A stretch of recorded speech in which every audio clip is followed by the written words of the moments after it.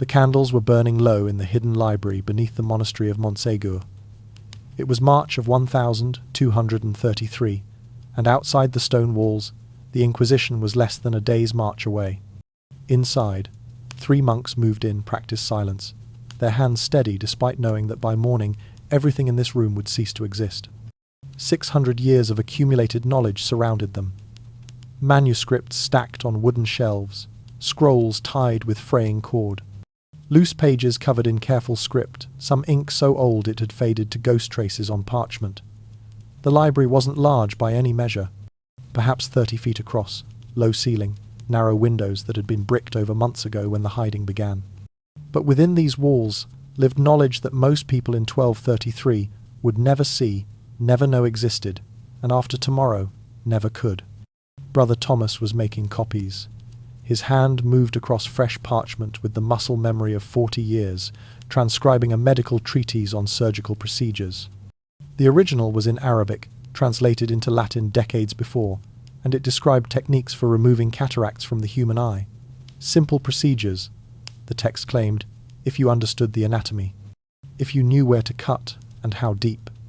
Brother Thomas had no medical training, but he understood what he was copying. He understood that after tonight, no one might know these things again for a very long time. Across the room, Brother Jean was on his knees in the garden space that adjoined the library. The monastery kept a small courtyard here, hidden from view, where medicinal herbs grew in careful rows. Now Jean was burying manuscripts wrapped in oiled cloth, placing them deep beneath the rosemary and thyme, marking nothing, memorizing everything. 3 feet from the east wall, beneath the largest lavender plant. 5 feet from the well, under the stone with the chip on its corner. His lips moved in silent prayer, but the words weren't scripture. They were measurements, distances, instructions to a future that might never come. The oldest of them, Brother Matthew, stood at the stone wall itself, working mortar out from between 2 blocks with a small iron tool. The scraping sound seemed impossibly loud in the silence. Behind him, on the reading table, lay the manuscripts he'd chosen to hide here. An astronomical chart showing the precession of stars across a 300-year span. Agricultural records describing crop rotations and planting calendars that accounted for cycles most farmers had forgotten.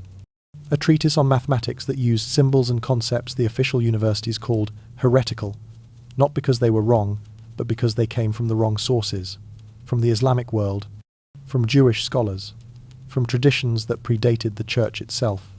They had 12 hours, maybe less. The Albigensian Crusade had been methodical in its sweep through southern France, and the Inquisition that followed was even more thorough. They weren't just hunting heretics, they were hunting knowledge. Specific texts, specific ideas. The kind of understanding that allowed people to think without permission, to know things the church preferred they didn't, to ask questions that had uncomfortable answers. Brother Thomas finished his copy and began another. A page on herbal remedies, recipes for compounds that could manage pain, induce sleep, prevent infection. Simple knowledge, the kind that peasant healers had used for generations. But that was precisely the problem. This knowledge didn't require priests, didn't require institutional approval. It worked because it worked, not because anyone had blessed it or declared it orthodox. The wall stone came loose in Matthew's hands. The space behind was hollow, part of the monastery's original construction, a gap that would remain hidden as long as the building stood. He placed the manuscripts inside carefully, wrapped in layers of wool and waxed linen. They would stay dry here. They would survive, even if no one remembered they existed, even if the knowledge within them died out entirely in the living world. Dawn was 3 hours away when they finished. The copies Brother Thomas had made would go to other monasteries, to trusted hands, dispersed so that even if some were found, others might survive. The buried manuscripts would wait in the garden, anonymous, unmarked, and the texts in the wall would remain sealed, a secret the stones themselves would keep.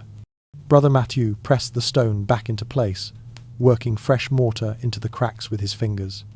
His hands were shaking now, the adrenaline finally catching up with the fear they'd been suppressing all night. When the mortar was set, he placed his palm flat against the wall, feeling the coolness of the stone, the slight roughness of its surface.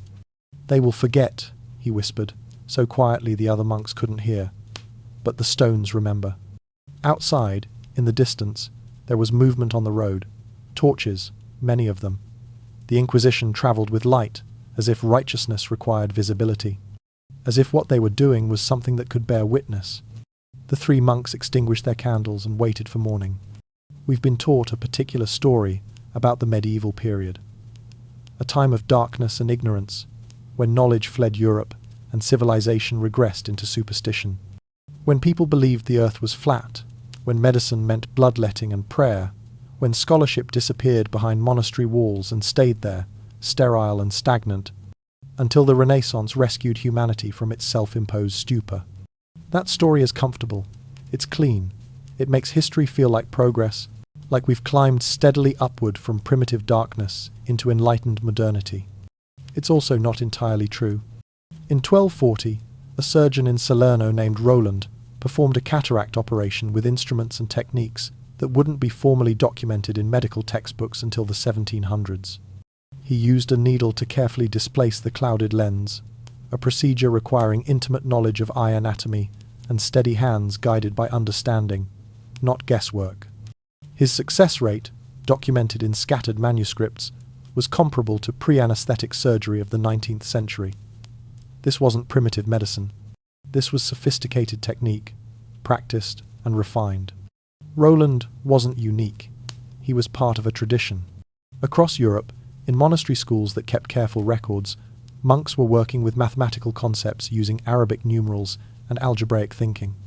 Not in 1450, after these systems were officially introduced through printed books, in 1180, in 1200, decades, sometimes a full century before the official acceptance of these methods. They understood zero as a number, not just an absence. They worked with negative quantities. They solved equations using systematic processes that wouldn't be widely taught until much later. The records exist, marginalia in manuscripts, practice problems worked out on scraped parchment, teaching texts that were never copied, never distributed, but somehow survived in forgotten archives. In northern France, peasant farmers were practicing crop rotation systems that accounted for nitrogen depletion and soil regeneration. They didn't call it nitrogen, of course. They called it soil tiredness, and they knew that certain plants restored what others depleted. Clover, vetch, and beans would refresh exhausted earth. The rotations they used were more sophisticated than the simple three-field system historians credit to medieval innovation.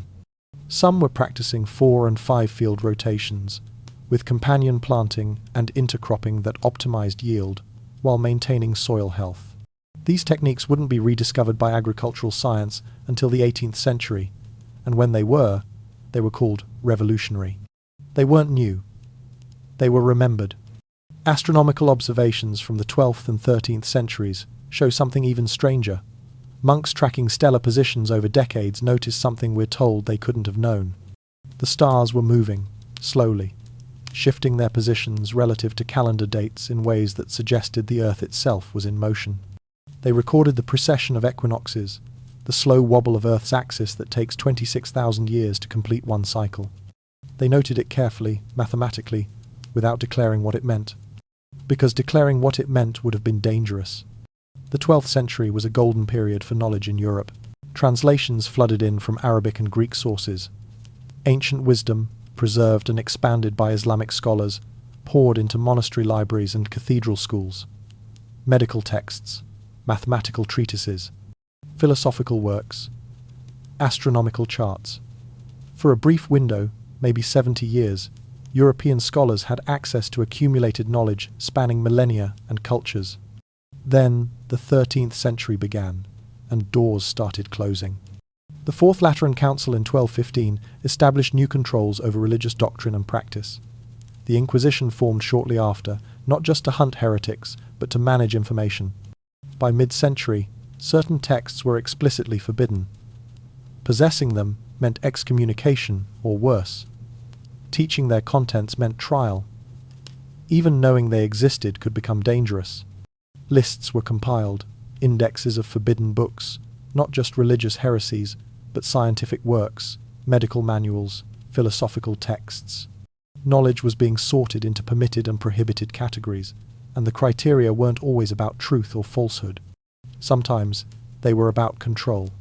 The medieval world knew things, practical things, technical things, things that worked because they accurately described reality, regardless of whether that reality fit comfortably within approved doctrine.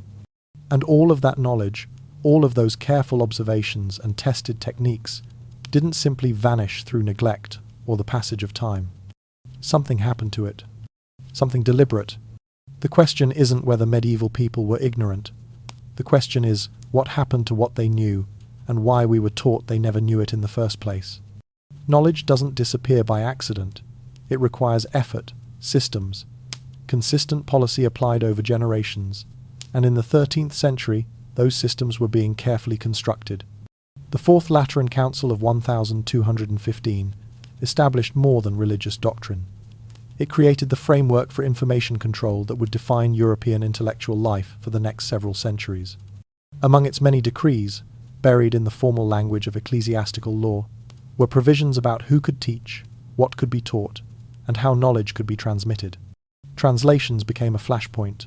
Religious texts could not be rendered into vernacular languages without explicit permission from local bishops. This wasn't about protecting scripture from misinterpretation. It was about controlling who had access to written knowledge. If you couldn't read Latin, you couldn't read. If you couldn't read, someone else controlled what you knew.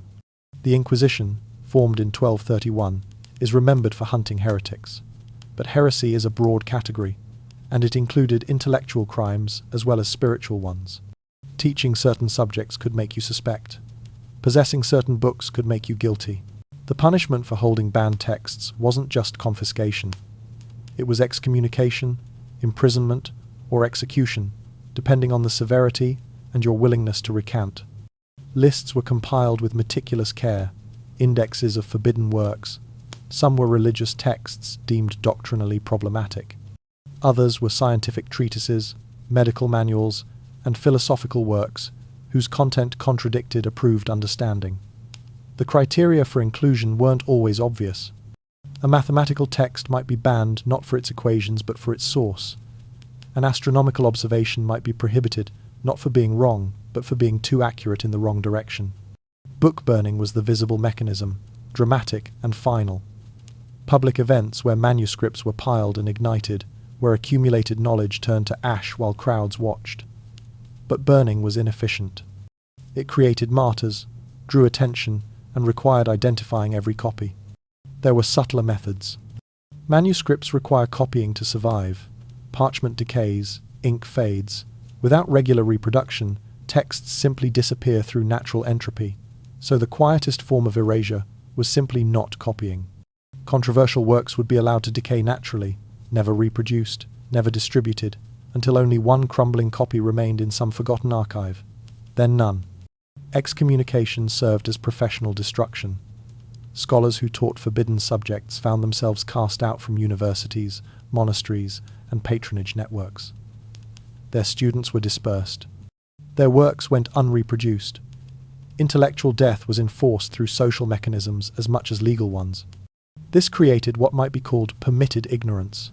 Common people were legally prevented from accessing certain knowledge. Reading the wrong book meant death. Teaching the wrong concepts meant trial. Even discussing certain ideas in the wrong context could bring investigation. Entire fields of study became dangerous. Natural philosophy, what we might call science, grew increasingly constrained. Questions about the cosmos, about motion and matter, about the nature of reality itself, had to be framed within approved frameworks. Alternative theories weren't just wrong, they were heretical. So knowledge went underground. Secret copying networks formed. Trusted scholars would reproduce forbidden texts in limited quantities, distributing them through informal channels. Manuscripts circulated without attribution, without formal ownership, passed hand to hand like contraband. Texts were encoded, wrapped in allegory and symbol, their true meanings hidden beneath layers of acceptable interpretation. Hidden schools operated in private homes, in remote monasteries, in spaces beyond immediate oversight. Teachers and students bound by mutual risk, sharing knowledge that officially didn't exist. The system wasn't perfect. Control was never total. Information is difficult to destroy completely, harder still to erase from human memory and practice. Some knowledge slipped through gaps in the machinery. Some survived in unexpected forms, encoded in places sensors never thought to look. Some knowledge burned, some was buried in monastery gardens and sealed behind stone walls. But some was hidden in plain sight, woven into symbols and structures and traditions that peasants encountered daily without understanding what they were seeing. And that's where the story becomes truly strange. Imagine surgery without screaming, without restraints, without the patient biting down on leather straps while conscious, feeling every cut, every probe, every manipulation of tissue and bone. Imagine instead that the patient simply sleeps, breathing steadily, unaware, while the surgeon works with steady hands and adequate time. This wasn't a fantasy. It was medieval reality.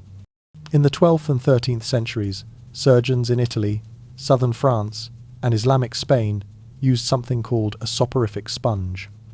The recipe was precise and carefully guarded. Opium extract, henbane, hemlock juice, and mandrake root, combined in specific proportions and absorbed into a sea sponge. When surgery was needed, the sponge would be moistened with warm water and held beneath the patient's nose. Within minutes, consciousness faded. The patient would sleep deeply, muscles relaxed, pain response entirely suppressed. The surgery could proceed without trauma, without shock, without the brutal speed necessary when a patient is conscious and suffering. The recipe appears in manuscripts from the medical school at Salerno, in Arabic texts translated during the great knowledge transfer of the 12th century, and in scattered documents from monastic infirmaries. The ingredients were specific, because they had to be. Too much hemlock meant death. Too little opium meant inadequate sedation. The proportions mattered, and medieval surgeons knew them precisely through generations of careful practice and documentation. With this technique, surgeons performed procedures that required time and delicacy. Cataract couching, where a needle carefully displaced the clouded lens within the eye. Trepanation, the drilling of holes in the skull to relieve pressure or access injuries beneath. Hernia repairs that required opening the abdominal wall and manipulating internal tissue. Bladder stone removal. Bone setting that needed complete muscle relaxation. These weren't crude interventions. They were sophisticated procedures with documented success rates that wouldn't be matched again until the 19th century, after anesthesia was rediscovered. Medieval surgical texts describe outcomes, complications, recovery times. They knew what worked. They knew what didn't. They were practicing evidence-based medicine. Then it stopped. The soporific sponge technique was associated with Islamic medicine. It came through Arabic translations, perfected by physicians in Cordoba and Baghdad, rooted in Greek medical knowledge, preserved and expanded by non-Christian scholars. As ecclesiastical control over medicine tightened in the 13th century, this became a problem. Practices from Islamic sources were increasingly viewed with suspicion. The herbalism involved was associated with pagan traditions, with folk healers and wise women who operated outside church approval. The state of unconsciousness itself raised theological questions. If the soul was not present in the body during sleep-like sedation, where was it? What if death occurred while the patient was in this state? The questions weren't just philosophical, they were legal. In 1248, a surgeon monk named Brother Theodoric in Bologna was investigated by ecclesiastical authorities for practicing what was termed Saracen medicine. His infirmary records showed successful surgeries performed with patients in induced sleep states. He had documented his techniques, trained assistants, refined the recipes. His success was his evidence and his condemnation. He was excommunicated. His texts were confiscated. His students were dispersed. Similar cases followed across Italy and France. Surgeons who used anesthetic techniques faced professional destruction or worse. The knowledge didn't just become unfashionable, it became forbidden. Medical texts that described soporific methods were removed from circulation. Universities stopped teaching them. Monasteries stopped copying them. Within 2 generations, the technique was functionally lost in Western Europe. Surgery continued, of course. Injuries still needed treatment. Diseases still required intervention. But now patients were conscious. They felt everything. The speed of operation became crucial because suffering had limits before shock and trauma killed. Amputations had to be accomplished in minutes. Abdominal surgery became nearly impossible. Delicate procedures requiring time and precision were abandoned because no one could perform them on a screaming patient. This lasted for centuries. Through the 1300s, the 1400s, the 1500s, and beyond. Surgical technique regressed because pain couldn't be managed. The knowledge existed. It had worked. But it had been deliberately erased from the medical tradition. When ether and chloroform were discovered in the 1842, they were hailed as revolutionary breakthroughs. Modern medicine had finally solved the ancient problem of surgical pain. Newspapers celebrated the innovation. Doctors praised the advancement of science. No one mentioned that the problem had been solved before, that medieval surgeons had known how to put patients to sleep safely, that the screaming centuries weren't inevitable, but the direct result of knowledge suppression. The soporific sponge was just one medical secret erased from history. But there was another technique, another tradition of healing so effective and so dangerous to religious doctrine that its practitioners weren't just forbidden from working. They were hunted to extinction.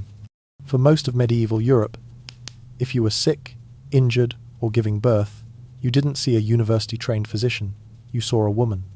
Midwives, herbalists, and local healers were the primary healthcare providers for perhaps 90% of the population. They operated on knowledge passed mother to daughter across generations, refined through experience and observation. They knew which plants stopped bleeding, which reduced fever, which managed pain. They knew because they had watched it work, adjusted dosages, remembered what succeeded and what failed. Their techniques were sophisticated. Ergot derivatives, carefully measured, could control postpartum hemorrhaging that would otherwise kill a new mother within hours. Willow bark, properly prepared, managed pain and reduced inflammation. Hygiene protocols, washing hands, cleaning instruments, isolating infected patients were practiced centuries before anyone understood germ theory. They didn't know why these things worked. They knew that they did. Some possessed knowledge that went further, herbal compounds that could prevent or terminate pregnancy. In a world where bearing too many children could mean starvation for the entire family, where pregnancy itself was often a death sentence, this knowledge meant survival and autonomy. That autonomy was the problem. As medicine professionalized in the 13th and 14th centuries, universities began training physicians according to formal curriculum. Classical texts, humoral theory, bloodletting, and astrological timing. These university programs were exclusively male, explicitly closed to women, and grounded in theoretical frameworks rather than empirical observation. The old knowledge, the practical knowledge that worked, was rebranded as ignorant superstition, never mind that it achieved better outcomes. It lacked institutional approval, and increasingly, that approval was all that mattered. Then came the witch hunts. Between 1450 and 1750, Europe experienced a systematic purge of women who possessed traditional knowledge. The official charge was witchcraft, but read the trial records, and a pattern emerges. Midwives, who had unusually low maternal mortality rates. Herbalists, whose remedies reliably cured conditions male physicians couldn't treat. Women who were consulted first when someone fell ill because people trusted their effectiveness. Success became evidence of guilt. If a patient recovered unexpectedly, it suggested supernatural intervention. If a woman knew too much about herbs, about healing, about the human body, she must have received that knowledge from demonic sources. Possession of medical texts, recipe books, or collections of dried plants could be introduced as evidence of practicing witchcraft.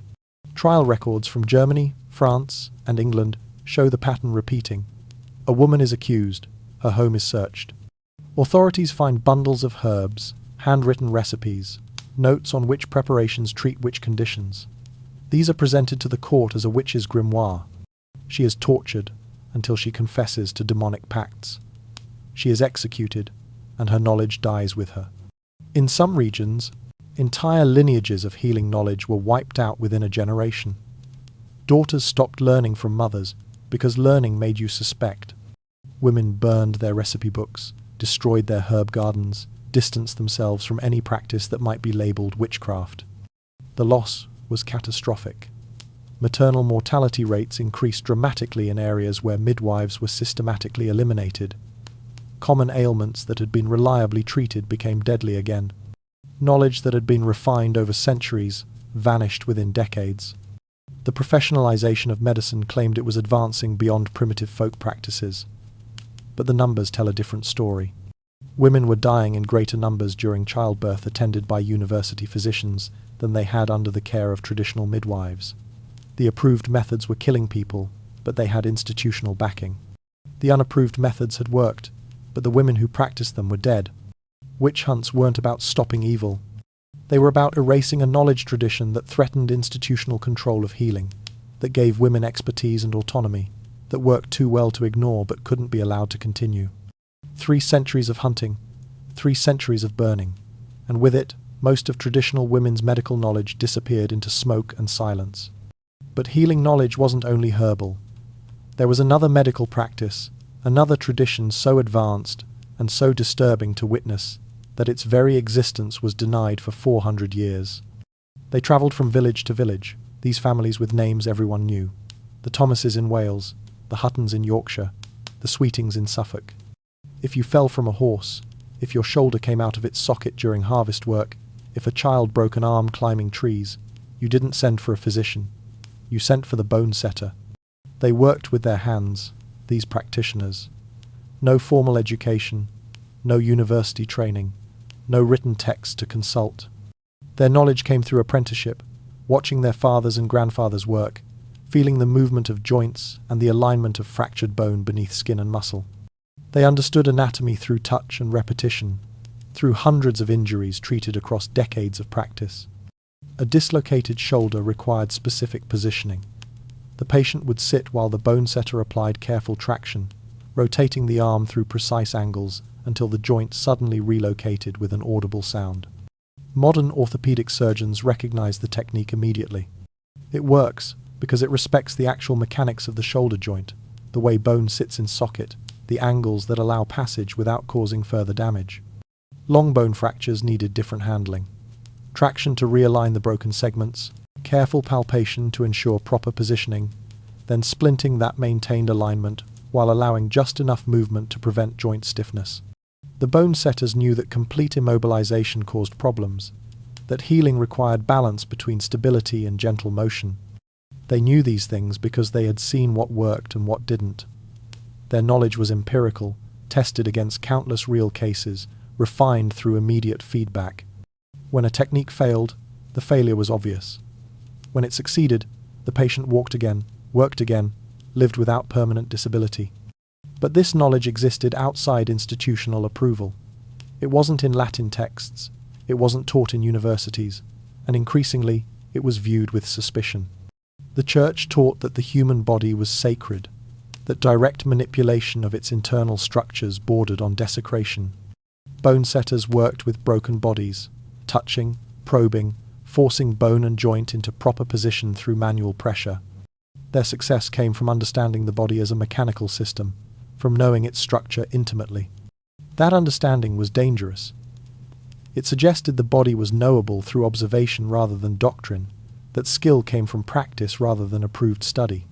Formal medical texts began excluding bone-setting techniques. University physicians declared such work beneath their dignity, the province of craftsmen rather than learned men.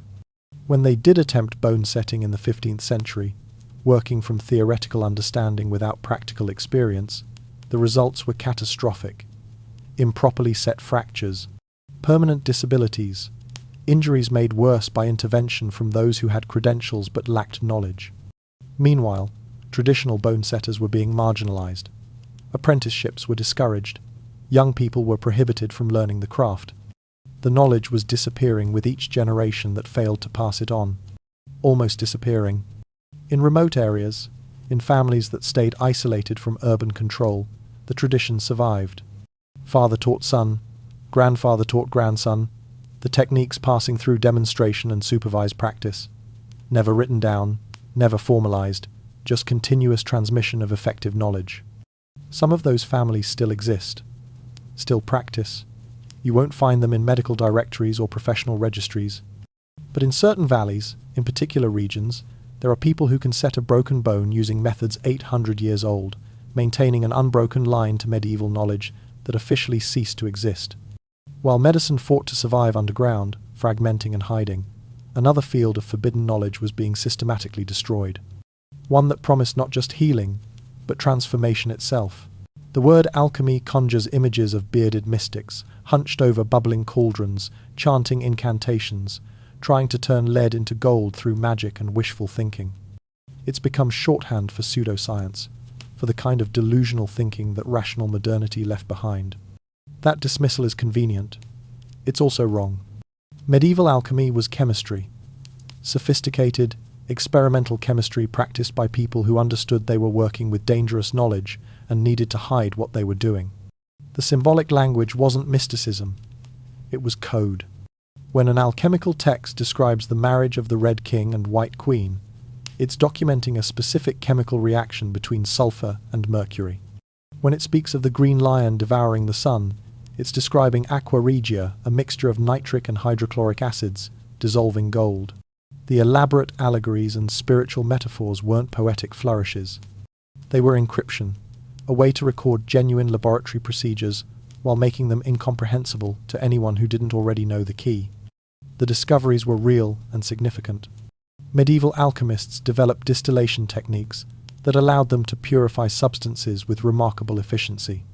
They isolated mineral acids, sulfuric, nitric, hydrochloric, that could dissolve metals, break down compounds, and enable chemical transformations impossible through any other means. They created aqua regia, the only acid capable of dissolving gold, giving them power over the one substance that represented absolute economic value.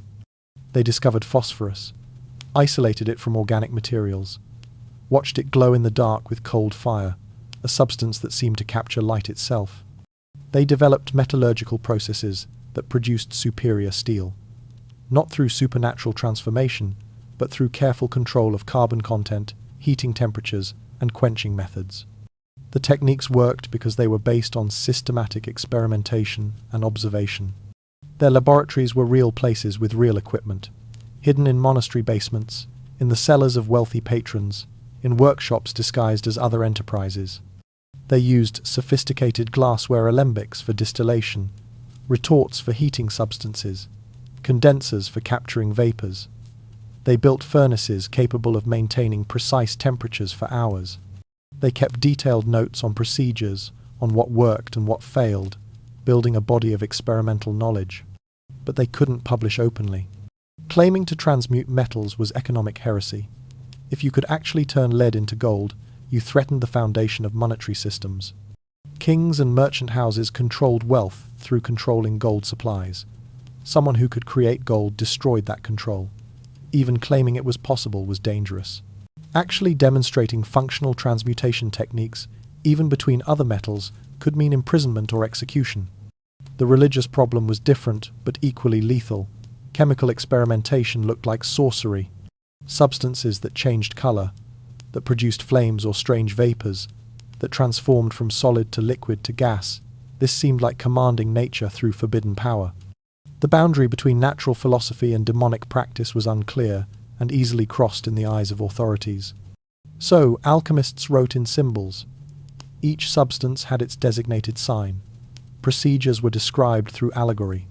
A text might read like spiritual autobiography, while actually documenting a multi-step chemical synthesis. The encoding was sophisticated enough that you needed existing knowledge to decode it. The texts weren't meant to teach beginners. They were meant to record discoveries for those already initiated into the practice. When we look back at these manuscripts now, when chemists analyze what the symbols actually represent, a pattern emerges. Many supposed mystical processes were real chemical procedures. The steps make sense. The reactions are valid. The outcomes are predictable. Modern chemistry didn't replace alchemy. It decoded it.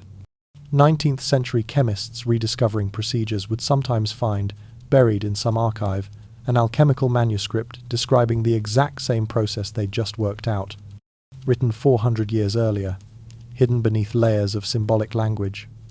The knowledge had been there all along, waiting for a time when it could be spoken openly. Distillation, crystallization, acid-base reactions, oxidation and reduction. These weren't invented in modern laboratories. They were practiced in medieval workshops, and recorded in codes their practitioners hoped would preserve the knowledge while protecting themselves from persecution. The alchemists were right. Not about magic, about chemistry, about the possibility of transforming matter through understanding its nature. But chemical discoveries, as dangerous as they were, weren't what got alchemists truly hunted. There was another aspect of their work, another goal they pursued, so threatening to church doctrine about human mortality and divine judgment that even encoded references to it could mean death. They were trying to extend life itself. The elixir of life, the philosopher's stone, the universal medicine that could cure any disease and extend human life indefinitely. These are the legends. The mythology of alchemy reduced to fantasy and popular imagination. But strip away the mythology and something remains. Medieval alchemists were conducting systematic research into longevity. They were experimenting with compounds, documenting results, and developing formulations that genuinely improved health and extended lifespan. They weren't trying to live forever. They were trying to live longer, healthier, free from the diseases and degenerative conditions that killed most people before age 50. Their methods were sophisticated, antimony-based compounds, carefully prepared and precisely dosed, that treated bacterial infections centuries before anyone understood bacteria existed. Mercury preparations used in controlled amounts for specific conditions. Not the toxic overdoses that later gave mercury its deadly reputation, but measured applications that modern medicine recognizes as having been therapeutically valid. Gold suspensions dissolved in specific solutions, consumed in tiny quantities, that acted as anti-inflammatories. Herbal elixirs combined dozens of plants in formulations that took years to perfect. Ginseng, ginkgo, milk thistle, turmeric, green tea extracts. When modern chemists analyze these ancient recipes, they find compounds that are undeniably beneficial, antioxidants that protect cells from damage, anti-inflammatories that reduce chronic disease progression, immune system modulators that help the body defend itself more effectively. The alchemists didn't know the molecular mechanisms. They knew the outcomes. They kept records of who took what formulations and how long they lived, what diseases they avoided, how their health compared to those who didn't use the preparations. Nicolas Flamel is the legendary example. The Parisian alchemist who supposedly discovered the philosopher's stone and lived over 200 years, dying in 1418, but reportedly being seen alive decades later in India, in Turkey, in various distant locations. The truth is probably stranger than one immortal man. Flamel likely represented a lineage of alchemists working under a shared identity, passing knowledge and formulas through generations, maintaining continuity under a single famous name. Each new Flamel inheriting the recipes, the techniques, the research notes of his predecessors. The longevity wasn't supernatural, it was systematic preservation of knowledge about health and life extension. But that knowledge was profoundly heretical. Christian doctrine held that human mortality was divine judgment, punishment for original sin. Death was supposed to be inevitable, a consequence of fallen nature. Anyone claiming they could extend life wasn't just practicing medicine. They were challenging the fundamental theological understanding of human existence. They were suggesting that God's judgment could be overcome through human knowledge. The persecution was swift and thorough. In 1317, Pope John XXIII issued a decree specifically condemning alchemists who claimed to create gold or prolong life. The charges weren't fraud. They were heresy. The implication was that if these things were possible, they could only be accomplished through demonic assistance. Records document the arrests. Alchemists imprisoned for possessing formulas for life extension. Workshops raided, notes confiscated, practitioners interrogated about their research into longevity. Some recanted, some were executed. All learned to hide their work more carefully. By the mid-1300s, longevity research had gone completely underground. Alchemists used false names, multiple pseudonyms, elaborate coding even beyond their usual symbolic language. Formulas were divided into fragments, distributed among trusted associates, so no single person held complete knowledge. Research notes were disguised as spiritual contemplations or encoded into unrelated texts. The irony is chemical. When modern researchers analyze surviving elixir recipes, they consistently find compounds that demonstrably support health and longevity. These weren't placebos. They were formulations based on centuries of experimentation and observation, refined through generations of practice. How much longer did medieval alchemists actually live? We don't know. Accurate longevity records were themselves targets of suppression. Ages at death were often recorded unreliably or deliberately falsified. If someone lived notably long while known to use alchemical preparations, that information became dangerous for everyone involved. The knowledge existed, the techniques worked, the compounds were effective. But life extension was forbidden knowledge, too dangerous to admit, too valuable to abandon entirely. It went into the deepest hiding of all. Yet even life extension wasn't the most dangerous thing alchemists pursued. There was something else, something that threatened not just theology, but the entire economic foundation of medieval Europe. The alchemists had discovered something about transformation that went beyond chemistry or medicine. Lead into gold. That was the dream, the impossible promise that made alchemy famous and ridiculous in equal measure. The alchemists never achieved it. No amount of heating, mixing, or chemical manipulation could change one element into another. The periodic table doesn't allow it. But they discovered something else, something that, economically speaking, might have been more dangerous than creating gold. They learned to transmute value itself. High-quality steel was worth its weight in silver in medieval Europe. The best steel came from Damascus, from workshops using techniques that produced blades of legendary strength and sharpness. European metalworkers couldn't replicate it. They didn't understand the process, the specific temperatures, the carbon content, the folding and forging methods that created the distinctive patterns and superior properties. Some alchemists figured it out. Through systematic experimentation with heating cycles, with adding specific materials during forging, with controlling cooling rates, they rediscovered the principles that made Damascus steel exceptional. They couldn't make gold, but they could make steel that was functionally as valuable. Common iron, transformed through knowledge and technique into material worth a fortune. They kept the process secret because revealing it would collapse the steel market. Glass was another frontier. Precious gems, sapphires, rubies, emeralds derived their value from rarity and brilliance. But alchemists working with silica, with metallic oxides, with controlled furnace temperatures, discovered they could create glass with color and clarity that rivaled natural gems. Not imitations obvious to any eye, but pieces that required expert examination to distinguish from the authentic stones.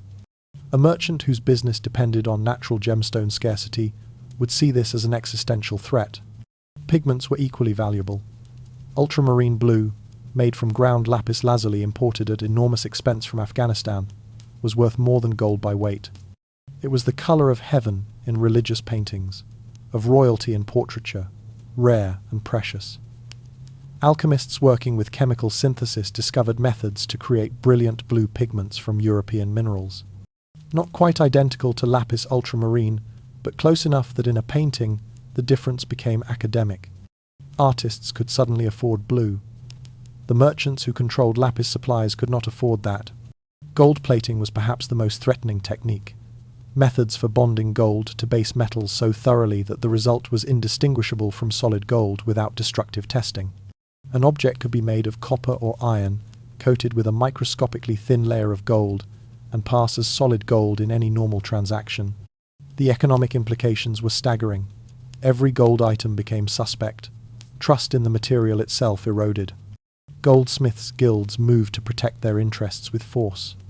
The historical record shows gaps and violence. In 1347, an alchemist in Florence named Bernardo was found dead in his workshop under circumstances officially ruled accidental, but described by contemporaries as clearly murder. His notes on metallurgy disappeared. In 1389, a workshop in Cologne was raided not by church authorities, but by representatives of the Metalworkers Guild. The practitioners were arrested, tried in guild courts rather than ecclesiastical ones, and sentenced to death for violating trade secrets they weren't supposed to possess. The pattern repeats. Alchemists, working on materials science, facing threats not from religious authorities, but from economic interests, who understood that these techniques, if widely known, would destroy established value systems. The knowledge was suppressed not by burning it as heresy, but by keeping it locked within increasingly restricted guilds, by enforcing oaths of secrecy with actual violence, by making sure formulas died with their keepers. Many of these techniques were subsequently lost. Damascus steel couldn't be reliably reproduced in Europe for centuries. Certain glass-making methods disappeared and had to be reinvented. Pigment syntheses were forgotten. Modern metallurgists and materials scientists occasionally find medieval manuscripts tucked away in archives, describing processes that work perfectly when attempted. Techniques that solve problems we thought were recently solved, documented in coded language by alchemists who understood they were sitting on dangerous knowledge. The alchemists couldn't turn lead into gold, but they could turn common materials into valuable ones through understanding and technique. And in medieval Europe, that knowledge was worth killing for. While alchemists transmuted materials in hidden laboratories, another group of forbidden scholars was looking upward into the night sky. What they saw there would get them burned alive. By the year 1250, everyone who paid attention knew something was wrong with time itself. Easter was drifting. The date was calculated using a complex formula tied to the spring equinox and the lunar cycle, but the calendar no longer matched the sky. The spring equinox, which the calendar placed on March 21st, was actually occurring days earlier according to direct observation. The moon's phases didn't align with predicted dates. The entire system for determining Christianity's most important holy day was gradually becoming detached from astronomical reality. This wasn't a minor technical problem. This was a crisis of religious authority. The issue was the Julian calendar, established by Julius Caesar in 45 BCE and adopted by the Christian Church. It calculated a year as exactly 365.25 days, adding a leap day every 4 years to account for the extra quarter day. Simple, elegant, and wrong. The actual solar year is 365.2422 days. The difference seems trivial, 11 minutes and 14 seconds, but those minutes accumulate. Over centuries they added up to days, then weeks. By the 13th century, the calendar was off by roughly 7 days, and getting worse. Astronomers knew this. They could measure it.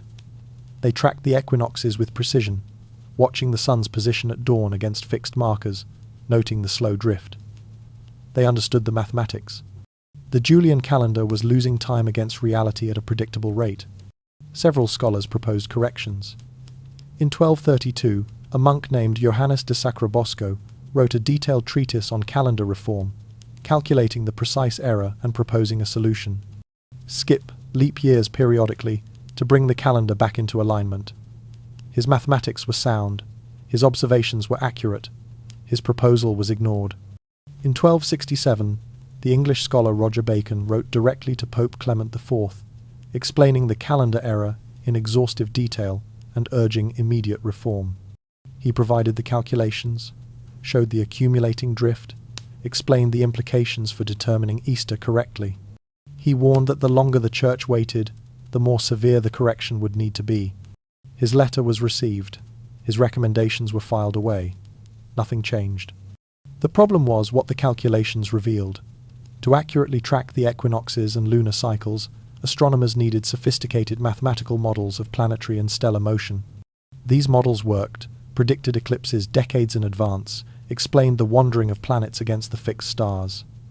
But they worked best when you assumed something that couldn't be publicly stated.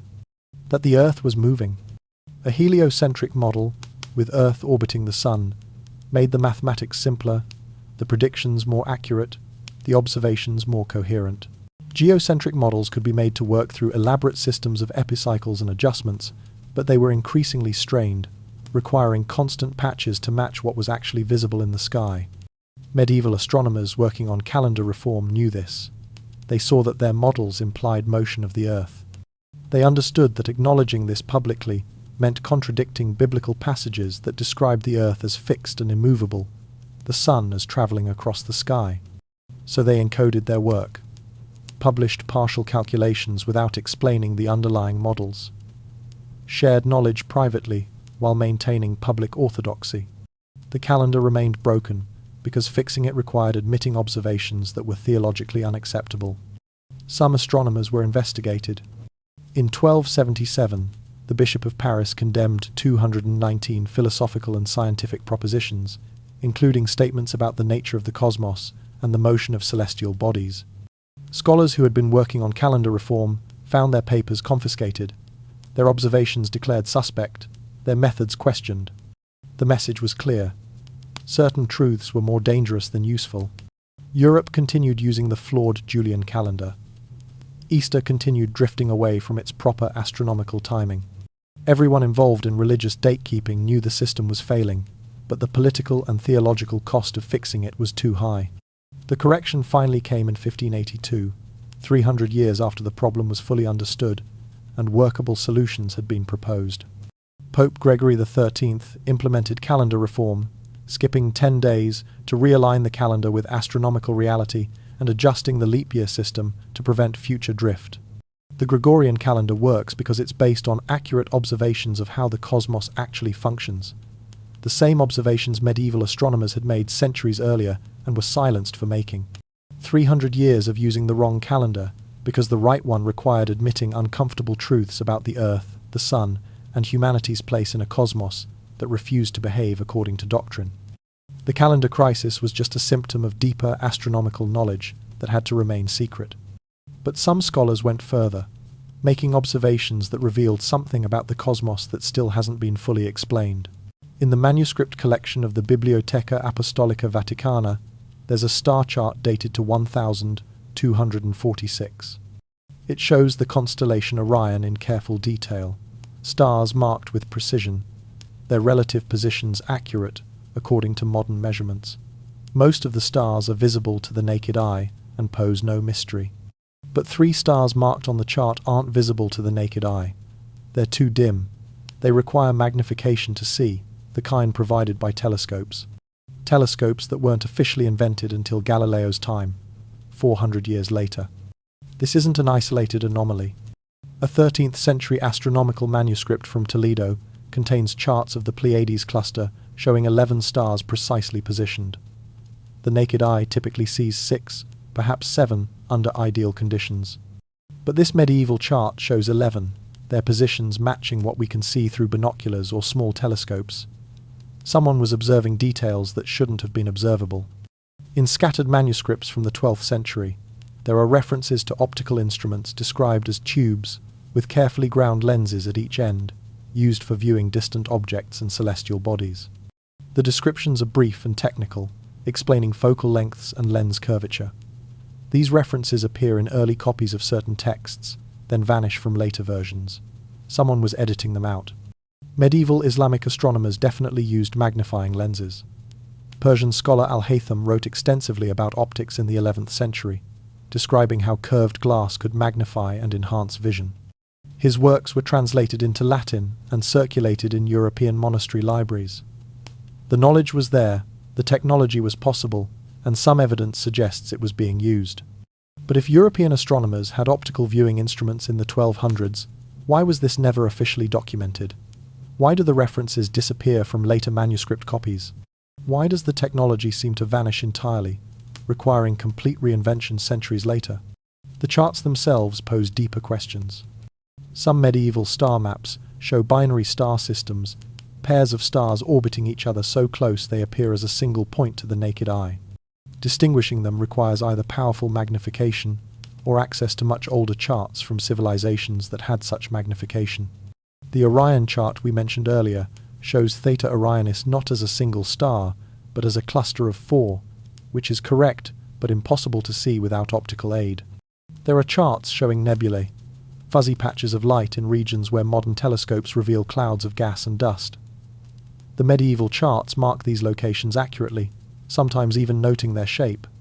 The Andromeda Galaxy appears on a 13th century chart as an extended smudge at precisely the right position. You can see Andromeda with the naked eye if you know where to look, but charting its exact position and noting its extended nature suggests closer observation than unaided vision allows. 3 possibilities emerge, each stranger than the last. First, medieval astronomers had optical instruments more sophisticated than we give them credit for. They were using early telescopes, documenting observations, but this knowledge was suppressed or lost, leaving only scattered charts as evidence. Second, they had access to much older astronomical records, Byzantine sources perhaps, or earlier. Charts that preserved observations made by civilizations with advanced instrumentation, copied and recopied across centuries, valued for their accuracy, even when no one remembered how the original observations were made. Third, something else entirely. Something we haven't considered. What we know is that astronomical manuscripts were specifically targeted during the Inquisition period. Libraries were purged, certain charts were confiscated and destroyed. The official reason was usually that they contained astrological heresies or pagan cosmologies. But when you look at what was destroyed versus what survived, a pattern emerges. The most detailed charts, the ones showing observations that couldn't be easily explained, those were the ones that disappeared most thoroughly. What survives might be fragments of a much larger body of astronomical knowledge. Hints of observations that medieval scholars either made with instruments we don't think they had, or inherited from sources we don't think they accessed. The charts exist. The observations they document are accurate. How they were made remains genuinely mysterious.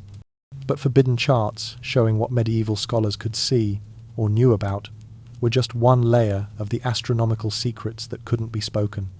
There was another discovery, another observation, far more dangerous than magnified stars or accurate charts. An observation that suggested the universe itself was fundamentally different than anyone imagined. There's something about looking up at the night sky that makes time feel different. For most of us, the stars appear fixed, eternal, unchanging.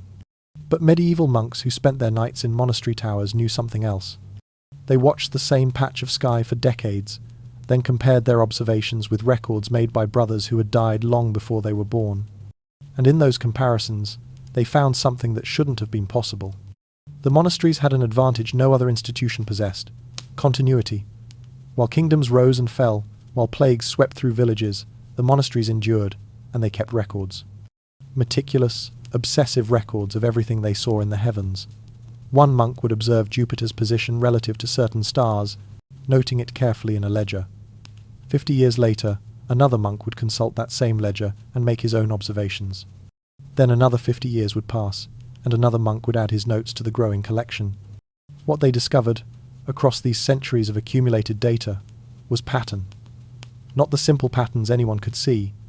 The seasons, the phases of the moon, the predictable dance of planets across the zodiac. These were different, deeper. A brilliant streak would appear in the sky, what we'd call a comet, and then vanish. 75 years later, almost to the month, it would return. How could something follow a schedule spanning lifetimes, unless the mechanism driving it was unimaginably precise and ancient? The novae were even stranger. New stars would suddenly blaze into existence in specific regions of the sky, then fade over weeks or months. The monks noticed these events seemed to cluster, repeating in cycles that stretched across 200 or 300 years. And the fixed stars themselves, the ones sailors used for navigation, weren't actually fixed at all. Compare observations separated by centuries, and the positions had shifted, drifted, moved in ways so gradual that no single human life could detect the change. This is where the problem began. The Church taught that creation had happened roughly 6,000 years ago.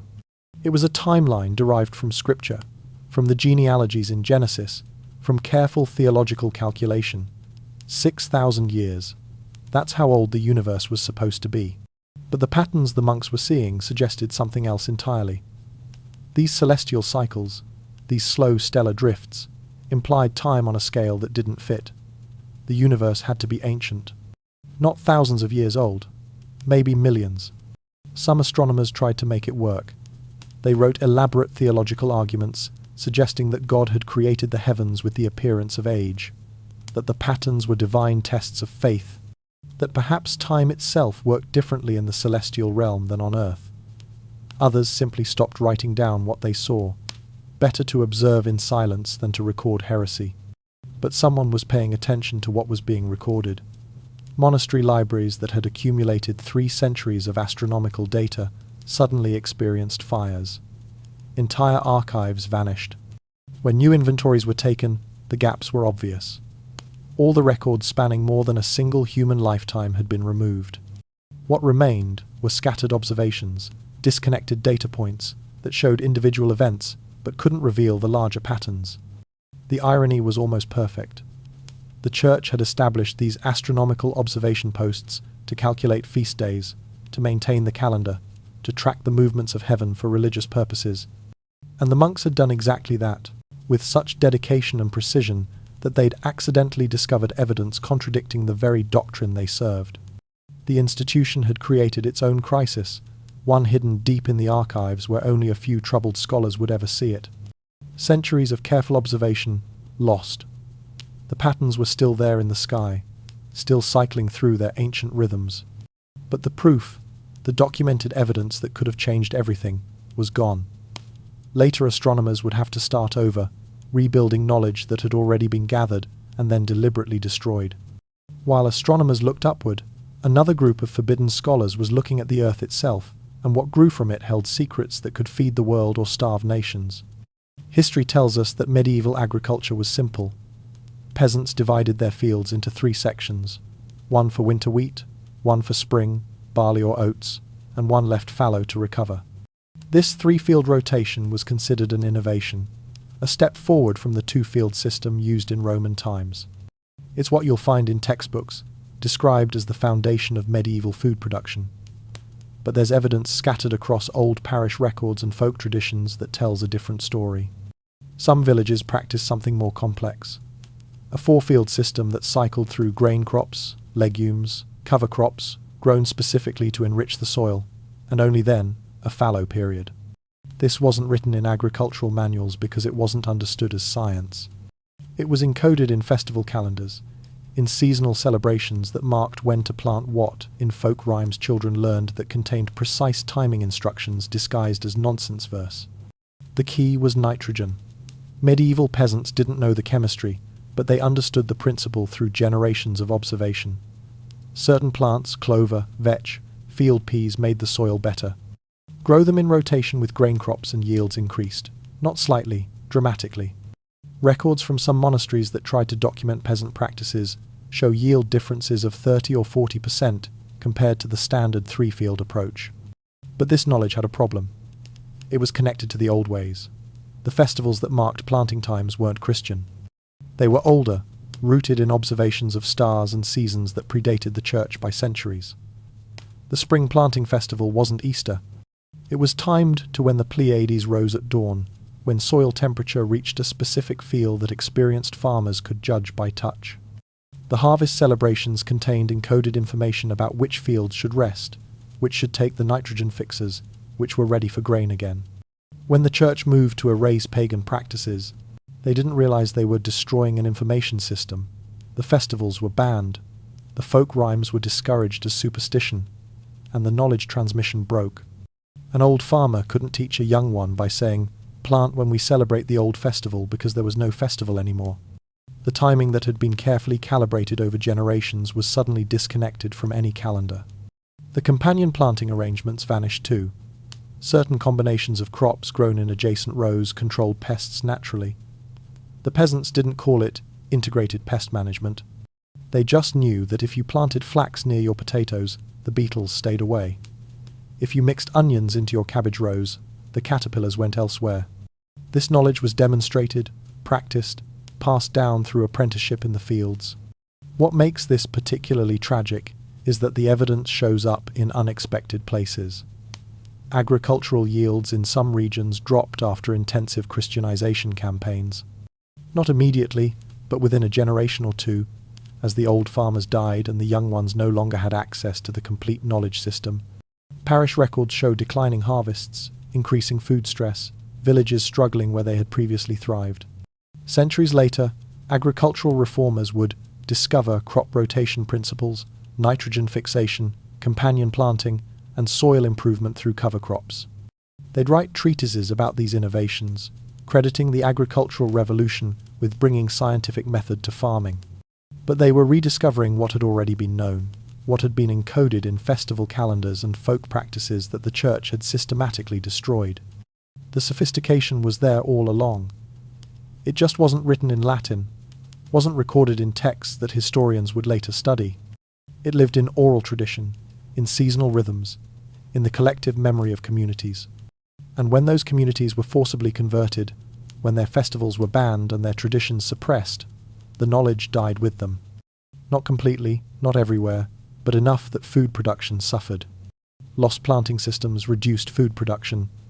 But there was another agricultural secret whose suppression caused something worse than reduced yields. It caused famine. History tells us that medieval agriculture was simple. Peasants divided their fields into 3 sections, one for winter wheat, one for spring barley or oats, and one left fallow to recover.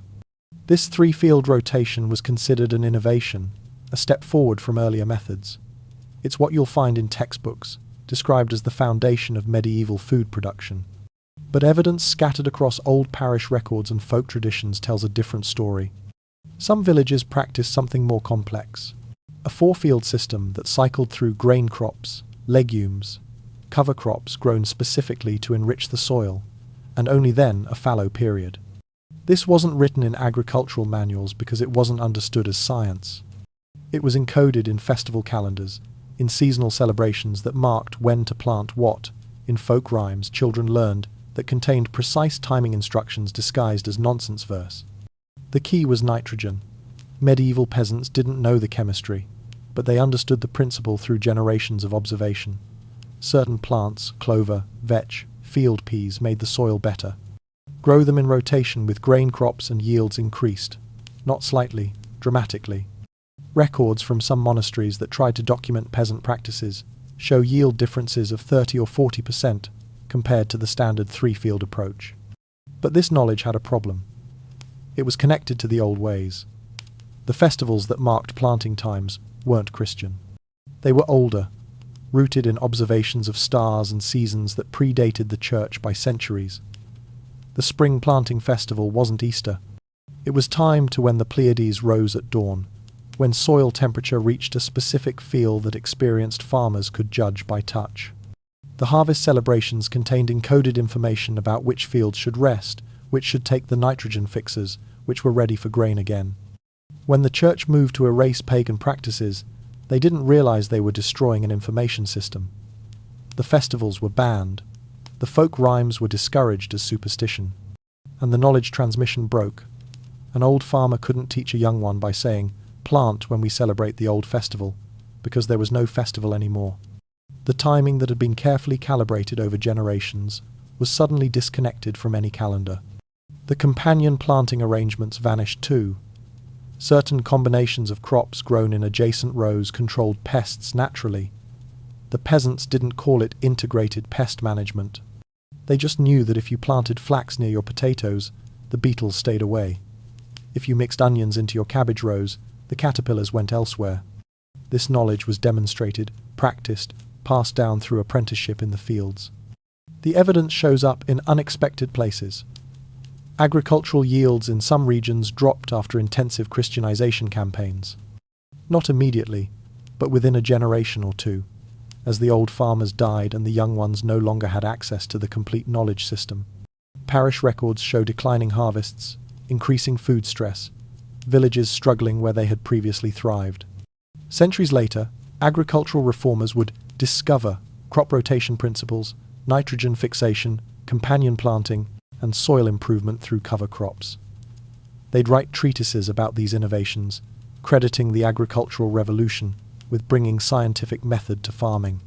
But they were rediscovering what had already been known, what had been encoded in festival calendars and folk practices that the church had systematically destroyed.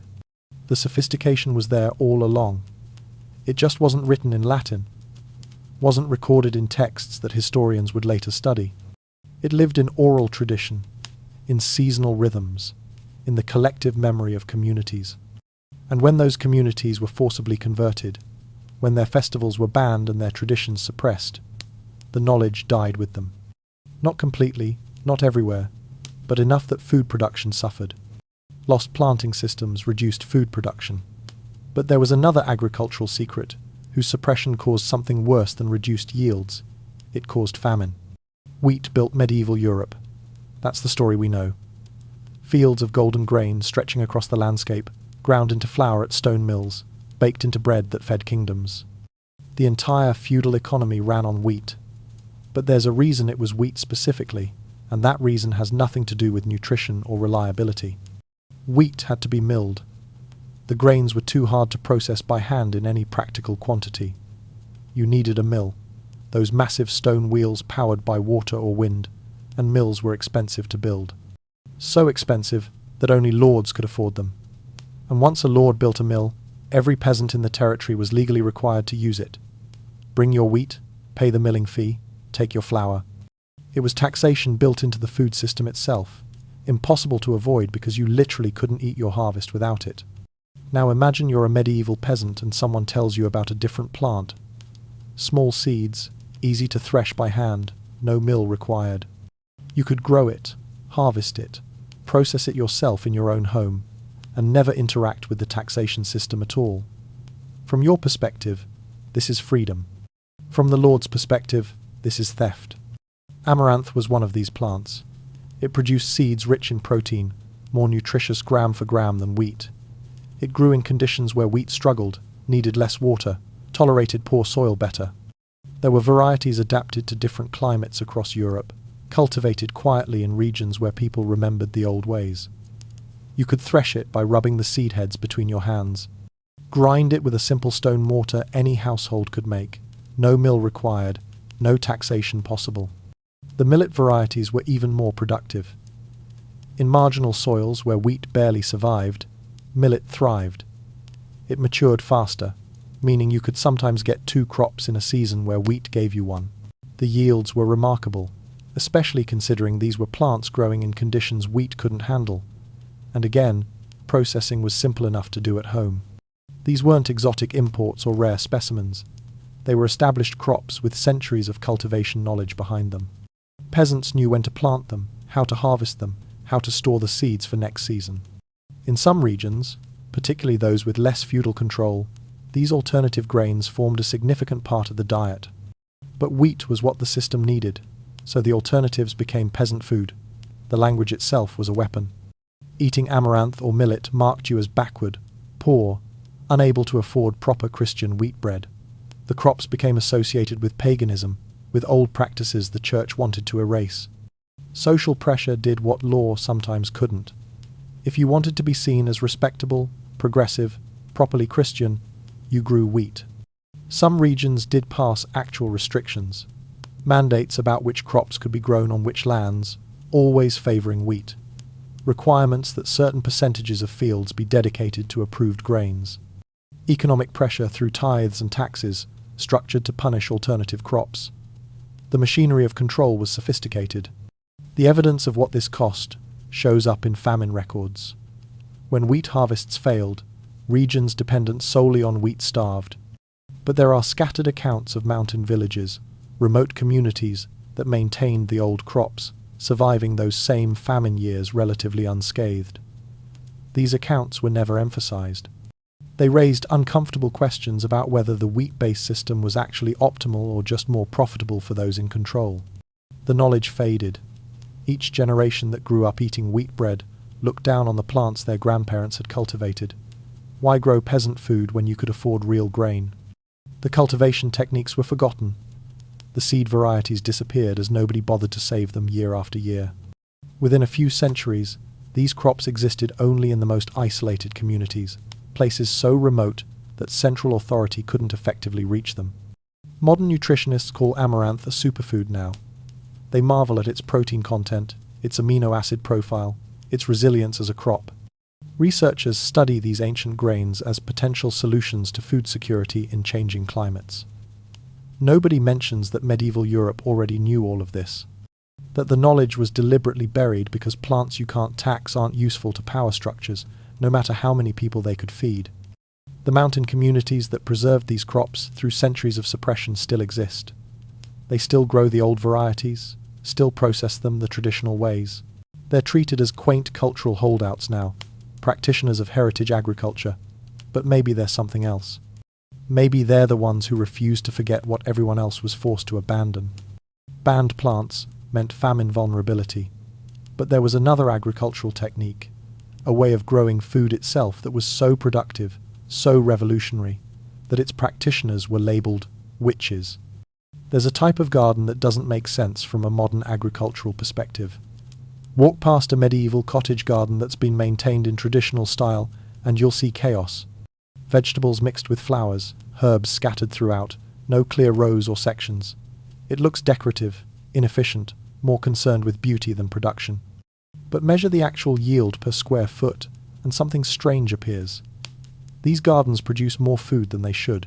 The women who tended them understood principles that wouldn't be formalized for centuries. Plant tall crops on the north side so they don't shade shorter ones. Grow beans near corn so the beans can climb, and their roots fix nitrogen the corn needs. Place aromatic herbs between vegetable rows because certain scents confuse pests. Intersperse flowers that attract beneficial insects. Every plant serves multiple purposes, and they support each other in ways that seem almost designed. They were designed, just not written down. This was knowledge passed from mother to daughter, learned through observation, and refined across generations. The women knew which plants thrived together, which combinations improved soil, which arrangements reduced disease. They knew how to extend growing seasons by using walls and hedges to create microclimates, how to position beds to capture maximum sun, how to cycle plantings so harvest continued from early spring through late fall. A productive cottage garden meant independence. If your family could produce most of its food from a small plot around your home, you needed less from the feudal system. You bought less at market. You relied less on the Lord's grain distributions. You were harder to control through food supply manipulation. This made authorities nervous. Then there were the harvests that seemed impossible. A widow with a tiny garden plot somehow producing enough vegetables to feed her family and sell surplus. A woman growing tomatoes weeks before anyone else's ripened. Gardens that yielded abundantly in years when field crops struggled. To officials investigating these situations, there was only one explanation. No natural garden could be that productive. Someone was receiving supernatural assistance. The trial records are specific. A woman in Somerset accused because her beans grew twice the height of her neighbours and bore fruit when theirs did not. Another in Germany charged because she produced 3 full harvests from the same bed in a single season when everyone else managed one. The unusual productivity wasn't just suspicious. It was presented as evidence, documented proof of unnatural forces at work. The accusations weren't random. They targeted women with the most sophisticated garden knowledge, the ones whose techniques were most effective. Each execution meant that knowledge died too. The daughter who would have learned those specific plant combinations, that particular understanding of soil and season, never received the teaching. The information chain broke. What survived did so in fragments, preserved in isolated places where witch hunters didn't reach, or in families that kept their knowledge hidden. Some English cottage gardens still maintain plantings that are centuries old, arrangements that work for reasons the current gardeners might not fully understand. They keep them because that's how it's always been done, unaware they're maintaining a practice their ancestors could have been killed for. Modern permaculture designers study companion planting, polyculture systems, and intensive small-space cultivation. They're excited by these techniques, treating them as innovations in sustainable agriculture. The principles are presented as new solutions to food production challenges. But walk through those old cottage gardens and you'll see the same patterns, the same combinations, the same sophisticated understanding of how plants interact. The knowledge was never lost completely. It just had to hide. Agriculture held life-giving secrets that were buried. But there was another field of knowledge, carved in stone and hidden in structures that still stand today, that suggests medieval people knew things about building that we've still not fully rediscovered. Stand in the centre of Chartres Cathedral and whisper, "Your voice shouldn't carry. The space is too vast, the ceiling too high, the stone too hard. Sound should scatter, disperse, become unintelligible, but it doesn't." Whisper in the right spot, and someone standing 200 feet away hears you perfectly, as if you were speaking directly into their ear. The acoustics don't just work, they work impossibly well. Medieval cathedral builders were masons, not scientists. That's what we're told. They worked from tradition and faith, copying designs from earlier churches, guided by religious devotion rather than technical understanding. But spend time measuring these spaces, analyzing how sound behaves in them, and that explanation stops making sense. These buildings were engineered, precisely, deliberately, to do things with sound that shouldn't have been possible.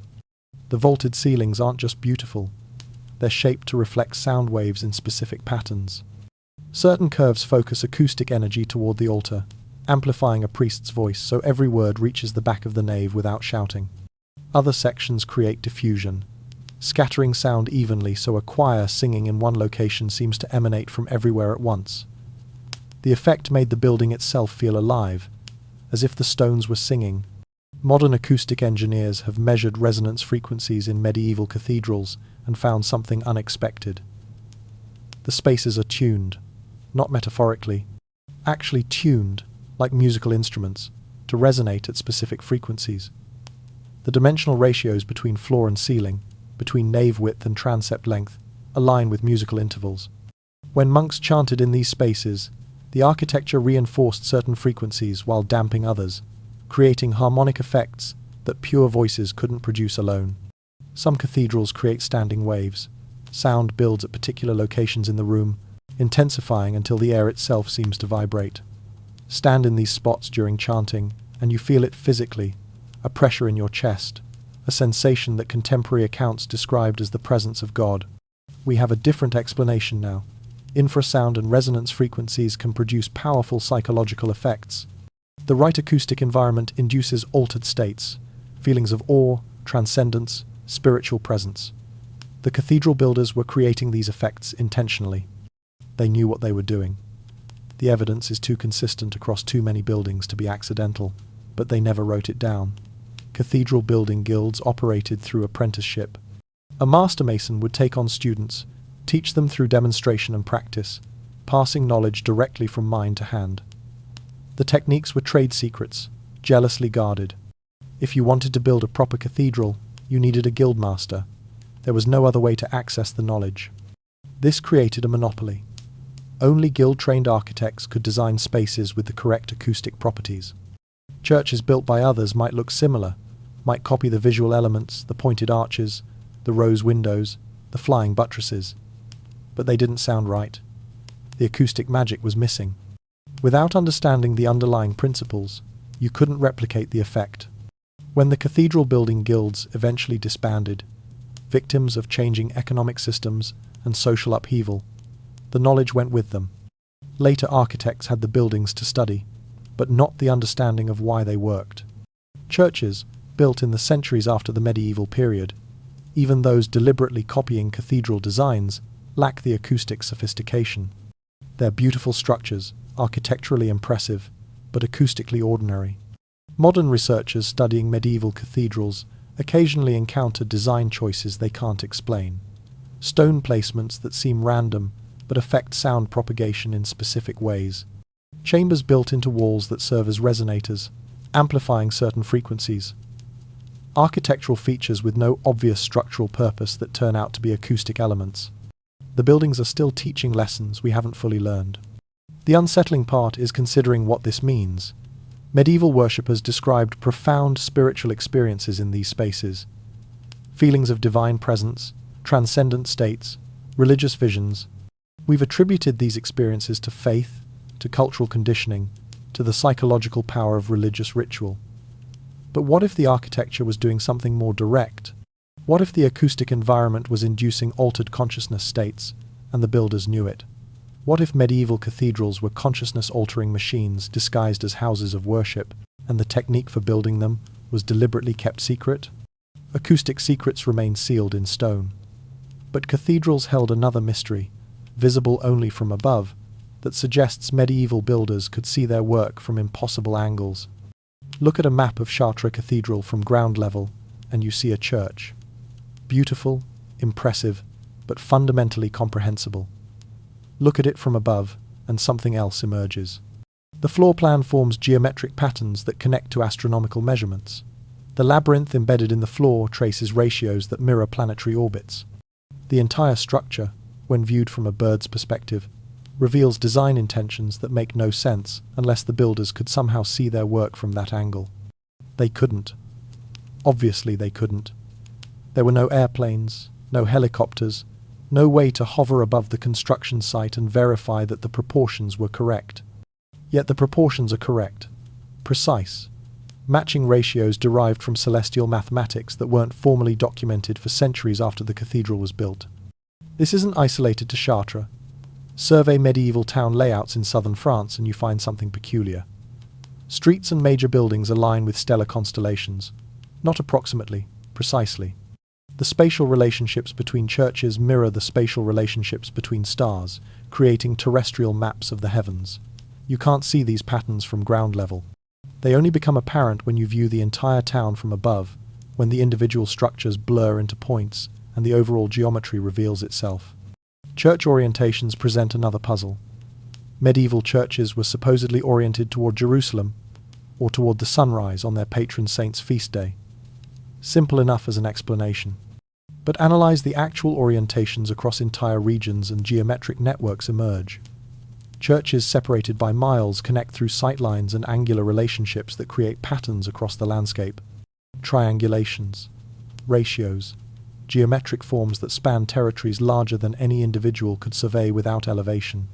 Modern researchers have tried to recreate medieval construction techniques to prove these patterns could be achieved with period technology, string and stakes, ground-level sighting instruments, geometric principles preserved in guild knowledge. The attempts never quite work. You can get close, achieve rough approximations, but the precision found in original medieval structures remains just out of reach. Something is missing from the reconstruction. Some technique or knowledge that isn't preserved in the historical record. The geometry itself suggests sophisticated understanding.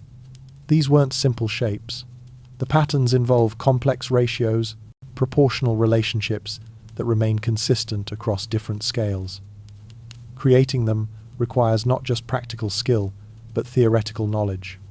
You need to understand principles of geometry beyond immediate application. You need to think abstractly about space and proportion in ways that suggest formal mathematical training. Medieval texts occasionally reference viewing designs from above in architectural contexts. The phrasing is casual, mentioned without explanation, as if the concept were obvious. But how? The tallest towers barely offered perspective for a single building, certainly not for town-wide or regional patterns. Mountain viewpoints could help in some locations, but many of these geometric layouts exist in flat terrain, where no natural elevation provides aerial perspective. The controversial theory suggests inherited knowledge. That medieval builders had access to information from earlier civilizations, groups that possessed either different technology or different understanding of spatial representation. That the ability to conceptualize and execute patterns verifiable only from above wasn't developed in the medieval period, but preserved from something older. What makes this genuinely mysterious is the guild secrecy. Master builders passed their knowledge through direct apprenticeship, demonstrating techniques without explaining underlying theory. When the guild system collapsed, when master builders stopped training apprentices in the old ways, the knowledge stopped transferring. Later architects had the buildings to study, but not the understanding of how they were conceived. Some of these patterns weren't rediscovered until the 20th century. Satellite imagery revealed alignments and geometric relationships that had been invisible for centuries. Researchers looking at aerial photographs suddenly saw patterns no medieval person could have seen. Patterns medieval builders must have somehow known were there when they planned the structures. The precision is too exact to be coincidental. Someone designed these patterns intentionally. Someone verified they were being executed correctly. But from where? How? Stand on the ground in a medieval town square and try to imagine coordinating construction across miles of landscape, maintaining geometric precision without any way to check your work from above. Try to picture conceiving patterns you have no way to see. The knowledge required seems impossible. Yet the results are real, carved in stone and street layout, still visible centuries later to anyone with access to aerial perspective. Impossible perspectives suggested impossible knowledge. But there was something even stranger hidden in medieval structures, mathematical ratios that shouldn't have been known for centuries. Measure the facade of Notre Dame de Paris. The relationship between the height and width yields a specific number, 1.618. Measure the spacing between columns in the nave. The same ratio appears.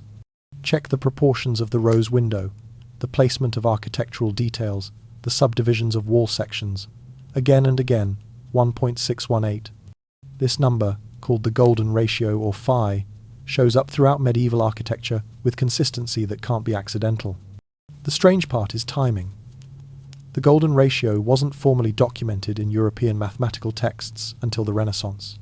Fibonacci's sequence, which generates these proportions, was published in 1202 but wasn't connected to architectural theory for centuries afterward. Yet, cathedrals built in the 1100s, decades before Fibonacci wrote his treatise, display golden ratio proportions so consistently that modern analysts can predict architectural measurements by applying the ratio. How were medieval builders using mathematics that officially didn't exist yet? The golden ratio appears everywhere in nature. The spiral of a nautilus shell, the arrangement of seeds in a sunflower, the proportions of the human body. It creates a specific aesthetic effect on human perception. Things built using these proportions feel right in ways we can't consciously articulate. Harmonious, balanced, satisfying at a level beneath rational thought. Medieval architects seem to have understood this, not as abstract mathematics but as practical knowledge about what works. Analysis of surviving structures shows golden ratio proportions aren't random or occasional. They're systematic, woven throughout the design at every scale.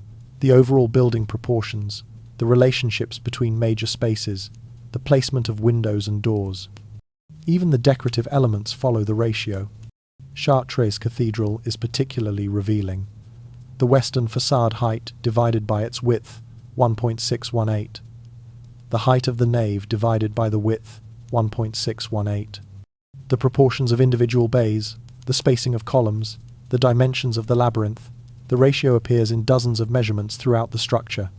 This level of consistency requires intentional application. Someone designing the cathedral knew about these proportions and deliberately built them into every aspect of the architecture. Contemporary architectural texts don't mention this. Medieval building manuals that survived don't reference the golden ratio by name or explain its mathematical properties, but they do contain something else. Geometric constructions, compass and straight-edge techniques for dividing spaces and creating proportions. Follow these practical instructions and you produce golden ratio relationships without needing to understand the underlying mathematics. The knowledge was embedded in practice rather than theory. Master builders taught apprentices through demonstration. Here's how you lay out a facade. Here's how you determine column spacing. Here's how you proportion a window. The techniques produced golden ratio results without requiring anyone to think about abstract mathematical principles. You could apply the knowledge without understanding why it worked. But where did the techniques come from? Greek and Roman architects used golden ratio proportions extensively. Classical texts documented these methods in detail. Then came the Dark Ages, when much of this knowledge was supposedly lost to Europe.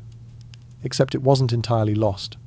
Islamic scholars preserved classical texts, studied them, advanced them. When European contact with Islamic civilization resumed during the Crusades and through scholarly exchange, this knowledge flowed back. Here's the problem. Acknowledging that architectural wisdom came from Islamic sources was complicated in a Europe defined by Christian identity and periodic warfare with Muslim powers. Admitting your cathedral designs were based on mathematics learned from non-Christian scholars raised uncomfortable questions. Better to present the knowledge as traditional craft wisdom, passed master to apprentice, with no clear origin story. The psychological effects were real and measurable. People entering these spaces experienced them as more than ordinary buildings. Time seemed different inside cathedrals. The acoustics contributed, but so did the proportions. Everything related to everything else in mathematically harmonious ways that unconscious perception registered even when conscious mind couldn't identify why the space felt so powerful. When architectural fashion shifted away from these proportions, something changed. Churches built in later periods using different design principles were still beautiful, still technically impressive, but they didn't affect people the same way. Visitors to Baroque churches had different experiences than visitors to Gothic cathedrals. The shift wasn't just stylistic. It was mathematical, and it produced psychological differences that people felt but couldn't explain. Modern architects have rediscovered golden ratio principles, treating them as innovations in design theory. They measure the effect on viewers, document the aesthetic satisfaction, write papers about proportional systems. But walk through a medieval cathedral and you're experiencing the same knowledge, applied by builders who couldn't publicly acknowledge where they learned it.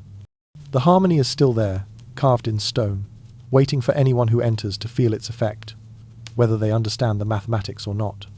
Mathematical secrets were built in stone, but there was another type of knowledge carved into medieval structures, one written in a language that was forbidden to speak and designed to be forgotten forever.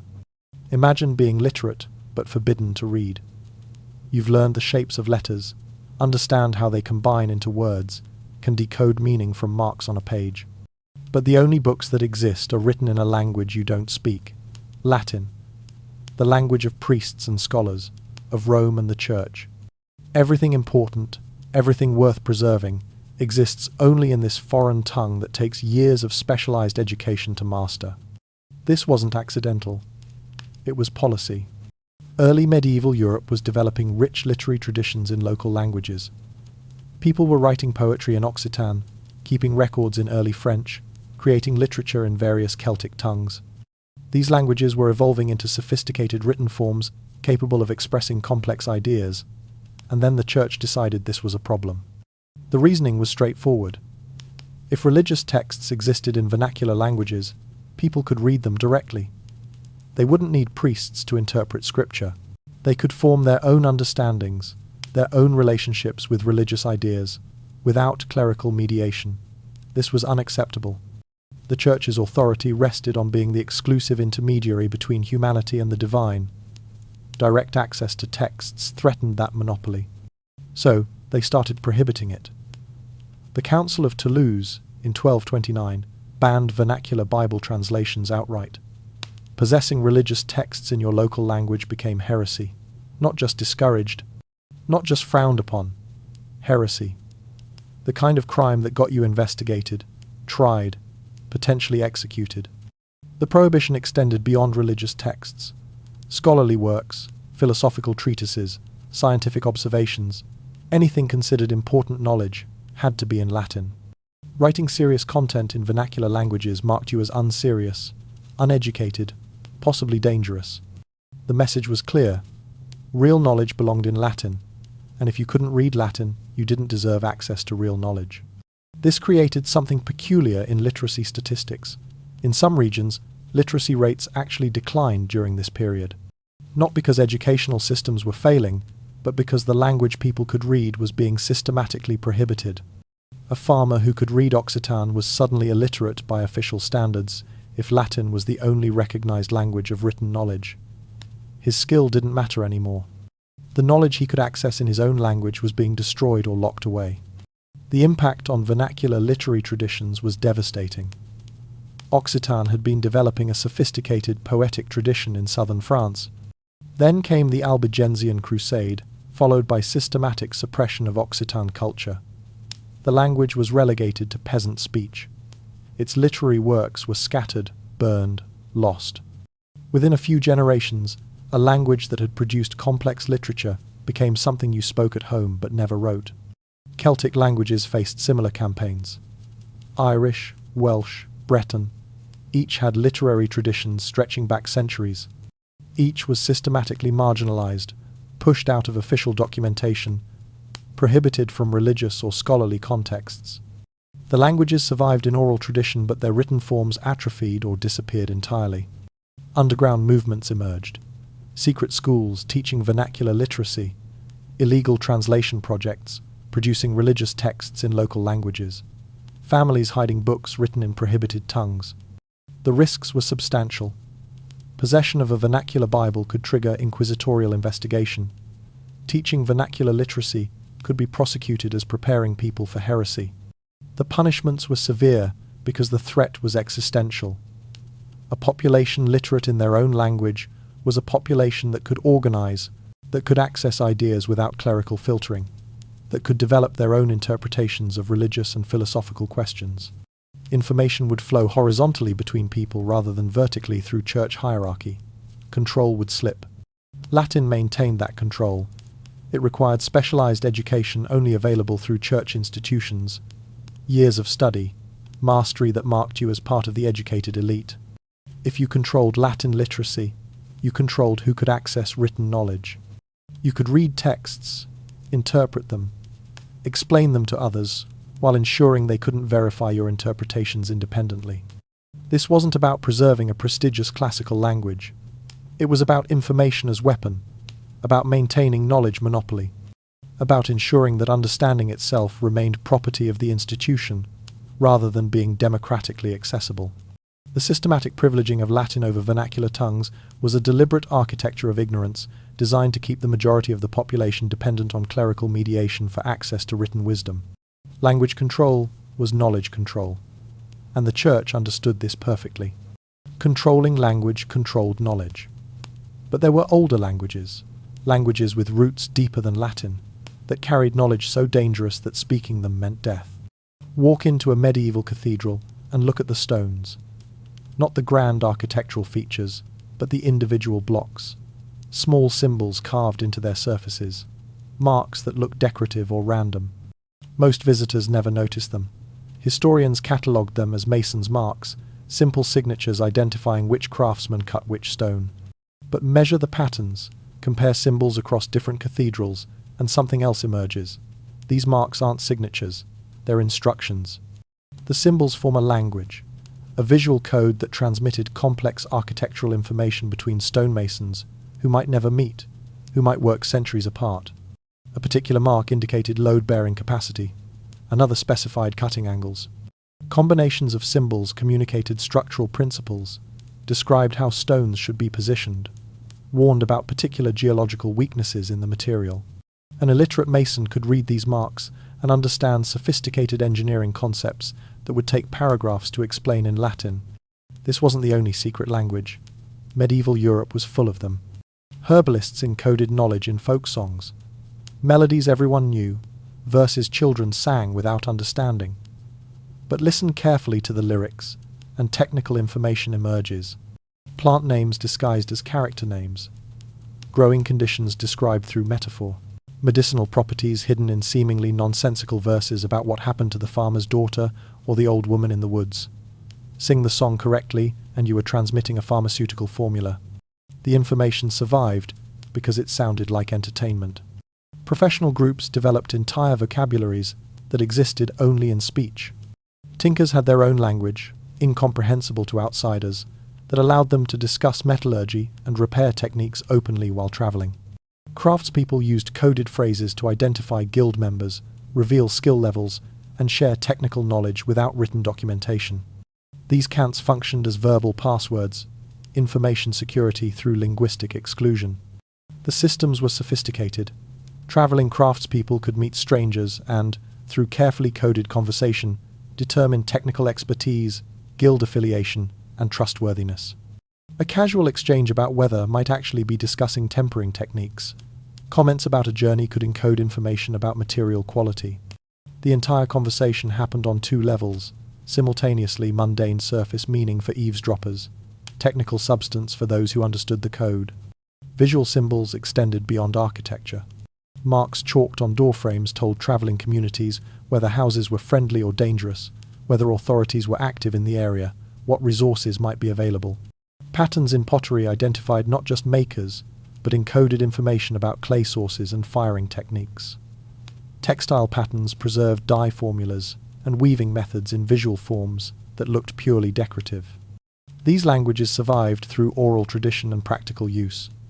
There was no written grammar, no dictionary, no formal documentation. You learned through apprenticeship, through participation, through being initiated into the community that used the language. This made the knowledge resilient to official suppression. Authorities couldn't ban or burn what they didn't realize existed, but also fragile. When communities dispersed, when guild systems collapsed, when traditional apprenticeship ended, the languages began dying. Fragments remain, Masonic symbols whose meanings are partially remembered.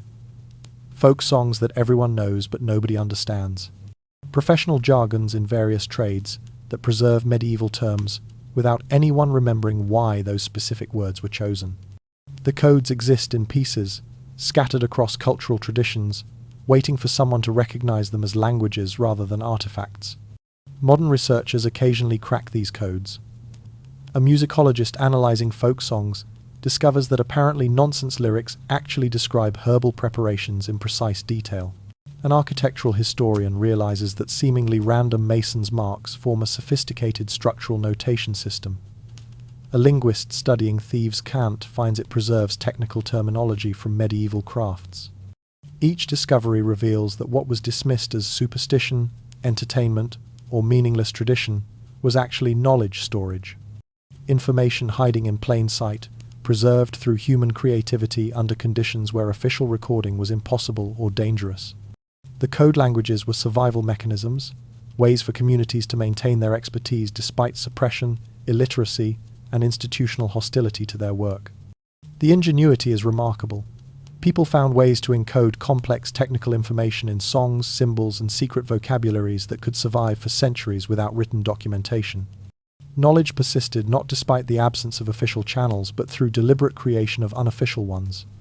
Every community that needed to preserve information developed methods to do so, creating parallel archives that existed in memory, practice, and encoded tradition, rather than in libraries and official texts.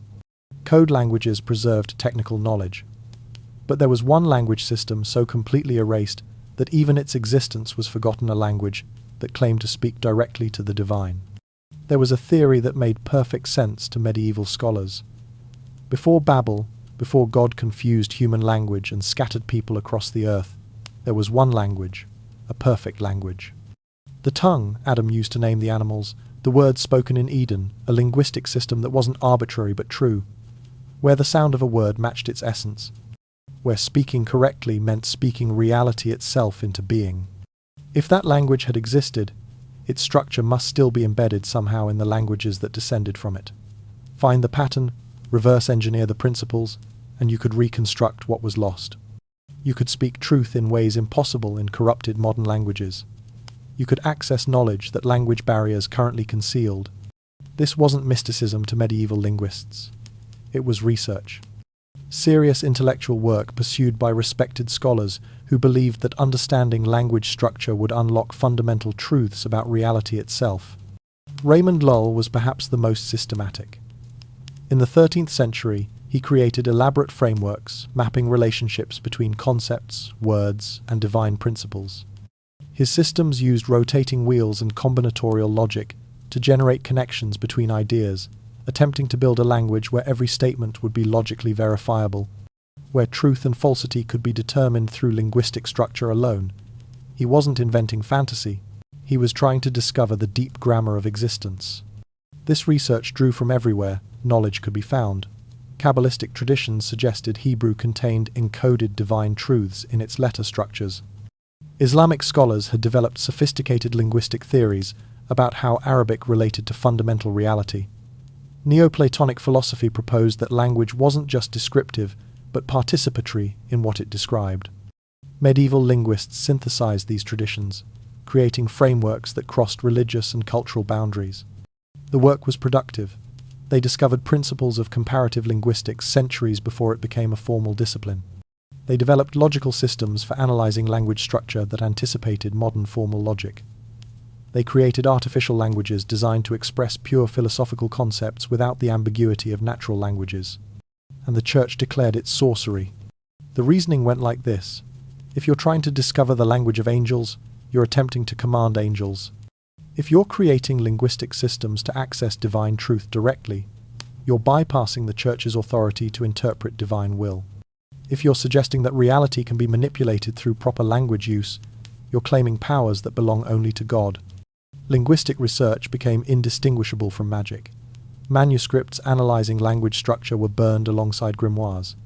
Scholars investigating the principles of original language were investigated for heresy. The intellectual pursuit of understanding how language works was transformed into an accusation of attempting to control supernatural forces. The suppression was thorough. Entire schools of thought disappeared. When linguistics re-emerged as a formal academic discipline in the 18th century, it had to start over, rediscovering principles that medieval scholars had already documented and then had destroyed. The continuity of knowledge was broken so completely that later researchers had no idea they were reinventing work done centuries earlier. Some manuscripts survived, hidden in monastery libraries, misfiled in archives, preserved by collectors who didn't understand what they had. Modern linguists occasionally encounter medieval texts on language theory that contain frameworks and insights that seem impossibly advanced. Systematic analyses of linguistic structure that wouldn't be formalized again until the 20th century. Artificial language schemes that anticipate modern attempts at constructed languages. A few remain undeciphered.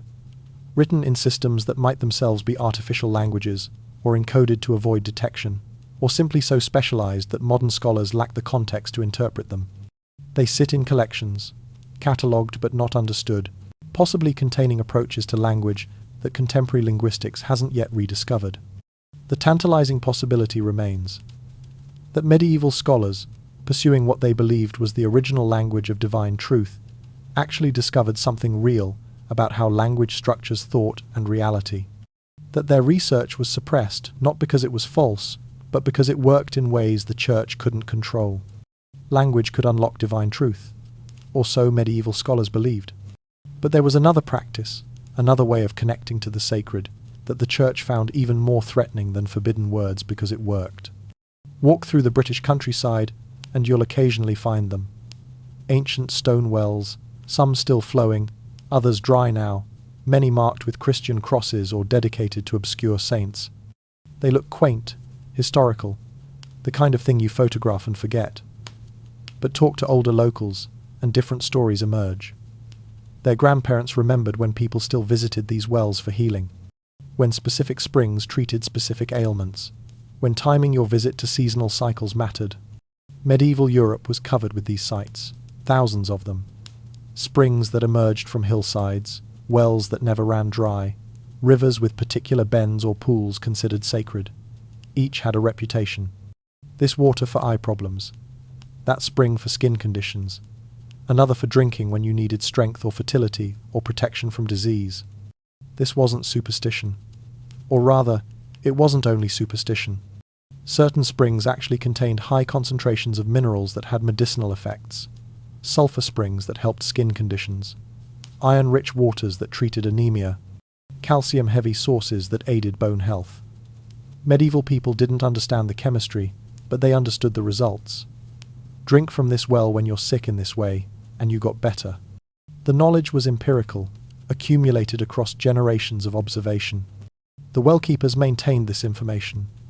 Usually women, sometimes families who'd lived near the same spring for generations. They knew which waters were safe to drink, which needed to settle before use, which were strongest at particular times of year. They understood seasonal variations, water quality changed with rainfall, with temperature, with what was growing or decaying upstream. The rituals they performed around wells weren't just spiritual theatre. They encoded hygienic practices, timing instructions, dosage guidelines.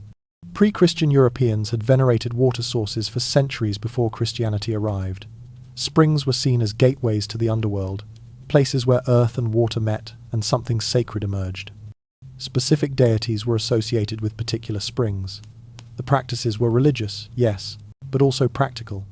A water cult that preserved knowledge about hydrology, public health, and natural medicine.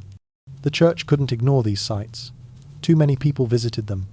Too much cultural weight was attached to specific springs and wells, so they co-opted them. Springs dedicated to ancient goddesses were rededicated to the Virgin Mary. Wells associated with healing deities became sites of miracles performed by conveniently similar-sounding saints. Churches were built directly over springs, literally capping the old sacred sites with new Christian structures. But the church wanted the pilgrimage revenue without the underlying knowledge system. They wanted people coming to pray, not to consult well keepers about water properties. The rituals were acceptable if reframed as Christian devotion, unacceptable if they remained connected to older understanding of natural forces. As pre-Christian practices were suppressed, the knowledge fractured. Which specific waters treated which conditions? How to recognize seasonal variations in water quality? Which springs were contaminated versus safe? This information had been maintained through ritual practice and oral tradition. Strip away the framework and the details disappeared. Well-keepers became targets. During witch-hunting periods, women known for water expertise were particularly vulnerable. Their knowledge made them suspicious. How did they know which waters healed? How did they predict when springs would flow or dry? The empirical basis didn't matter. Expertise itself was evidence of unnatural knowledge. Many wells were deliberately destroyed, filled with stones, redirected, built over until their locations were forgotten. Some Christian authorities saw any veneration of natural sites as pagan holdover that needed eradication. Better to lose the spring entirely than allow people to maintain connections to pre-Christian practices. The loss was significant. Medieval people had developed sophisticated understanding of their local water sources. They knew things about hydrology and water quality that wouldn't be rediscovered until modern chemistry and geological surveys. But that knowledge was site-specific, locally adapted, transmitted through practices that were systematically destroyed. Modern hydrogeologists occasionally study former sacred wells and find them genuinely remarkable. This spring has an unusual mineral composition that would actually help the conditions it was traditionally used for. That well emerges from a geological formation that naturally filters and purifies water. Another sits at a location where multiple underground streams converge, creating unique properties. The science validates what medieval people knew through observation. The waters were special. They did have healing properties. The sacred reputation was based on real effects. But we've lost the specific knowledge of how to use them, which waters for which conditions, how timing mattered, what the rituals actually encoded beyond their spiritual meaning. Some wells are being rediscovered now, mapped and studied, and sometimes restored. But the human knowledge is gone. The understanding that once surrounded these sites, maintained by communities and transmitted through practice, was erased along with the traditions that preserved it. Sacred waters held healing power that was lost. But water wasn't the only natural force medieval people understood. In ways we've forgotten they had a relationship with another element that bordered on alchemical. There were flames in medieval Europe that never went out, not figuratively, literally. Fires maintained in continuous combustion for decades, sometimes centuries, tended by people whose entire lives revolved around keeping them burning. Churches had them. Monasteries maintained them. Some communities kept flames alive that predated Christianity by generations, fires that had been burning since anyone could remember. Keeping a fire alive continuously for years requires expertise that isn't obvious until you try it. Wood doesn't burn uniformly. Some species produce intense heat but consume quickly. Others burn slowly, steadily, providing consistent temperature over time. You need to know which woods for which purposes. Oak for long, slow burns, pine for quick heat. Ash for metallurgical work requiring specific temperatures. The firekeepers understood this intimately. They could judge fuel moisture content by weight and sound. They knew how different woods mixed in a firebed affected burn rates and heat production. They managed airflow with precision, understanding how draft influenced combustion efficiency long before anyone formalized thermodynamics. This was practical chemistry performed through ritual practice, knowledge embedded in spiritual duty. These flames served functions beyond symbolism. The burn rate measured time. A firekeeper who understood their fuel could tell hours by how much wood had been consumed, creating living clocks that required no mechanical parts. Workshops maintained eternal flames because relighting a forge daily wasted time and fuel. Keep the fire burning at the right background temperature, and you could bring it to working heat quickly when needed. The metallurgical knowledge was particularly sophisticated. Different metals required different temperatures. A firekeeper managing flames for blacksmiths, goldsmiths, and bronze workers needed to control thermal output precisely. Too hot and you damaged the metal, too cool, and it wouldn't work properly. The eternal flame tradition preserved this knowledge by making fire management a continuous practice. You learned through daily tending, developing intuitive understanding that couldn't be conveyed through written instruction. Communities organized around eternal flames. Families took shifts, maintaining them. Children learned firekeeping from parents, acquiring knowledge through apprenticeship that spanned lifetimes. The responsibility created social bonds. Everyone had a stake in keeping the flame alive. Its continuation represented community continuity, a tangible connection to ancestors who had tended the same fire generations before. Then religious reforms came. Many eternal flames had pagan associations. They'd been burning since pre-Christian times, representing gods or spirits the church wanted erased. The solution was direct. Extinguish them. Pour water on fires that had burned for centuries. End traditions that connected people to non-Christian pasts. What authorities didn't realize was that knowledge was dying with the flames. When an eternal flame went out, the firekeeper's expertise became less relevant. Without continuous practice, the nuanced understanding of combustion faded. The next generation didn't learn the subtleties because there was no daily tending to teach them. Metallurgical quality declined in some regions after eternal flames were extinguished. Workshops that had maintained continuous fires for generations suddenly had to relight daily, and nobody quite remembered how to achieve the same thermal control. The knowledge hadn't been written down because it was embedded in practice. Take away the practice and the knowledge evaporated. Some communities resisted. They hid their eternal flames, moved them to secret locations, maintained them in defiance of religious authorities. But most complied. The flames went out. Permanent endings to traditions that had continued for over 1,000 years. In some cases, we have records of the exact dates. This flame extinguished in 1182. That one in 1247. Precise moments when knowledge died. A few eternal flames survived. Orthodox monasteries kept some burning through religious transitions. Remote communities maintained flames in hidden locations, but most are gone. The knowledge they preserved exists now only in fragments, scattered references in old texts that describe practices without explaining the underlying expertise. Modern thermodynamics can explain what firekeepers knew intuitively. We understand combustion chemistry, heat transfer, energy content of different fuels. But the practical wisdom of maintaining specific flame temperatures continuously for years, the intuitive feel for how fires behave, the integrated understanding of fuel and air and time that's lost. We have the theory, but not the lived expertise that medieval firekeepers embodied. Fire knowledge burned out. But there was another practice, another way of experiencing the divine, that the church found most threatening of all, because it required no priests, no churches, no institution at all. Close your eyes, breathe slowly, count each breath, focus entirely on the sensation of air moving through your body.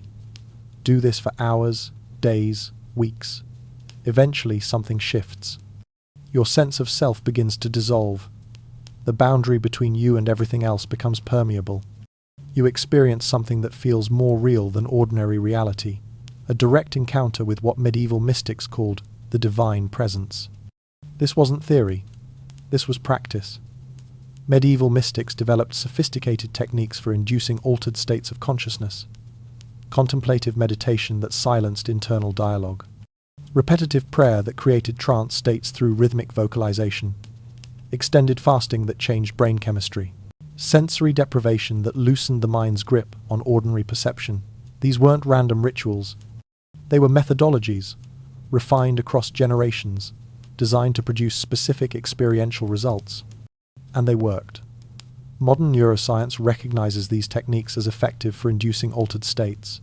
Sustained meditation changes brain activity patterns. Repetitive vocalization affects neural processing.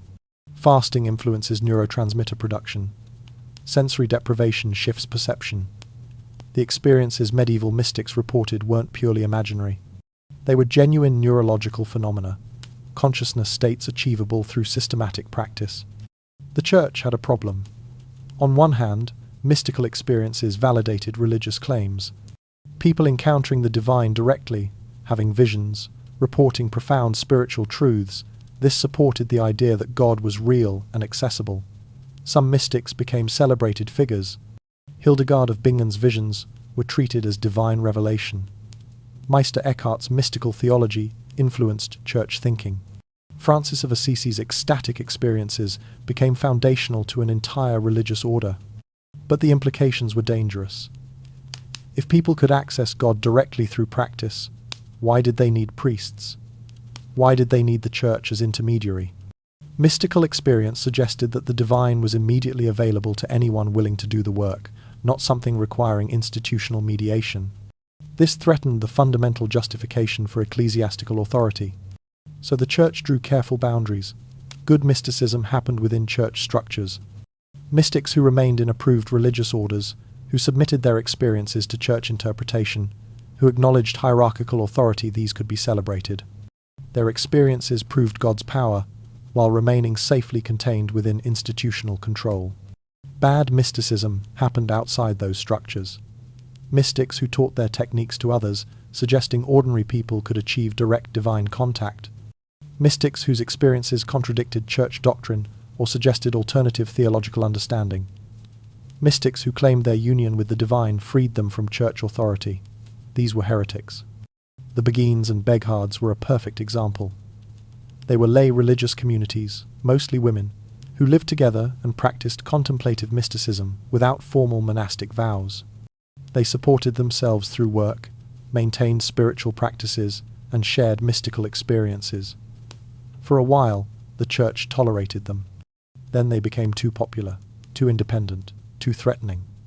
The Beguine movement was condemned. Their houses were disbanded, their practices forbidden. The Free Spirit movement was more explicit. Practitioners claimed that mystical union with God meant they transcended sin, that they were no longer bound by ordinary moral or ecclesiastical rules.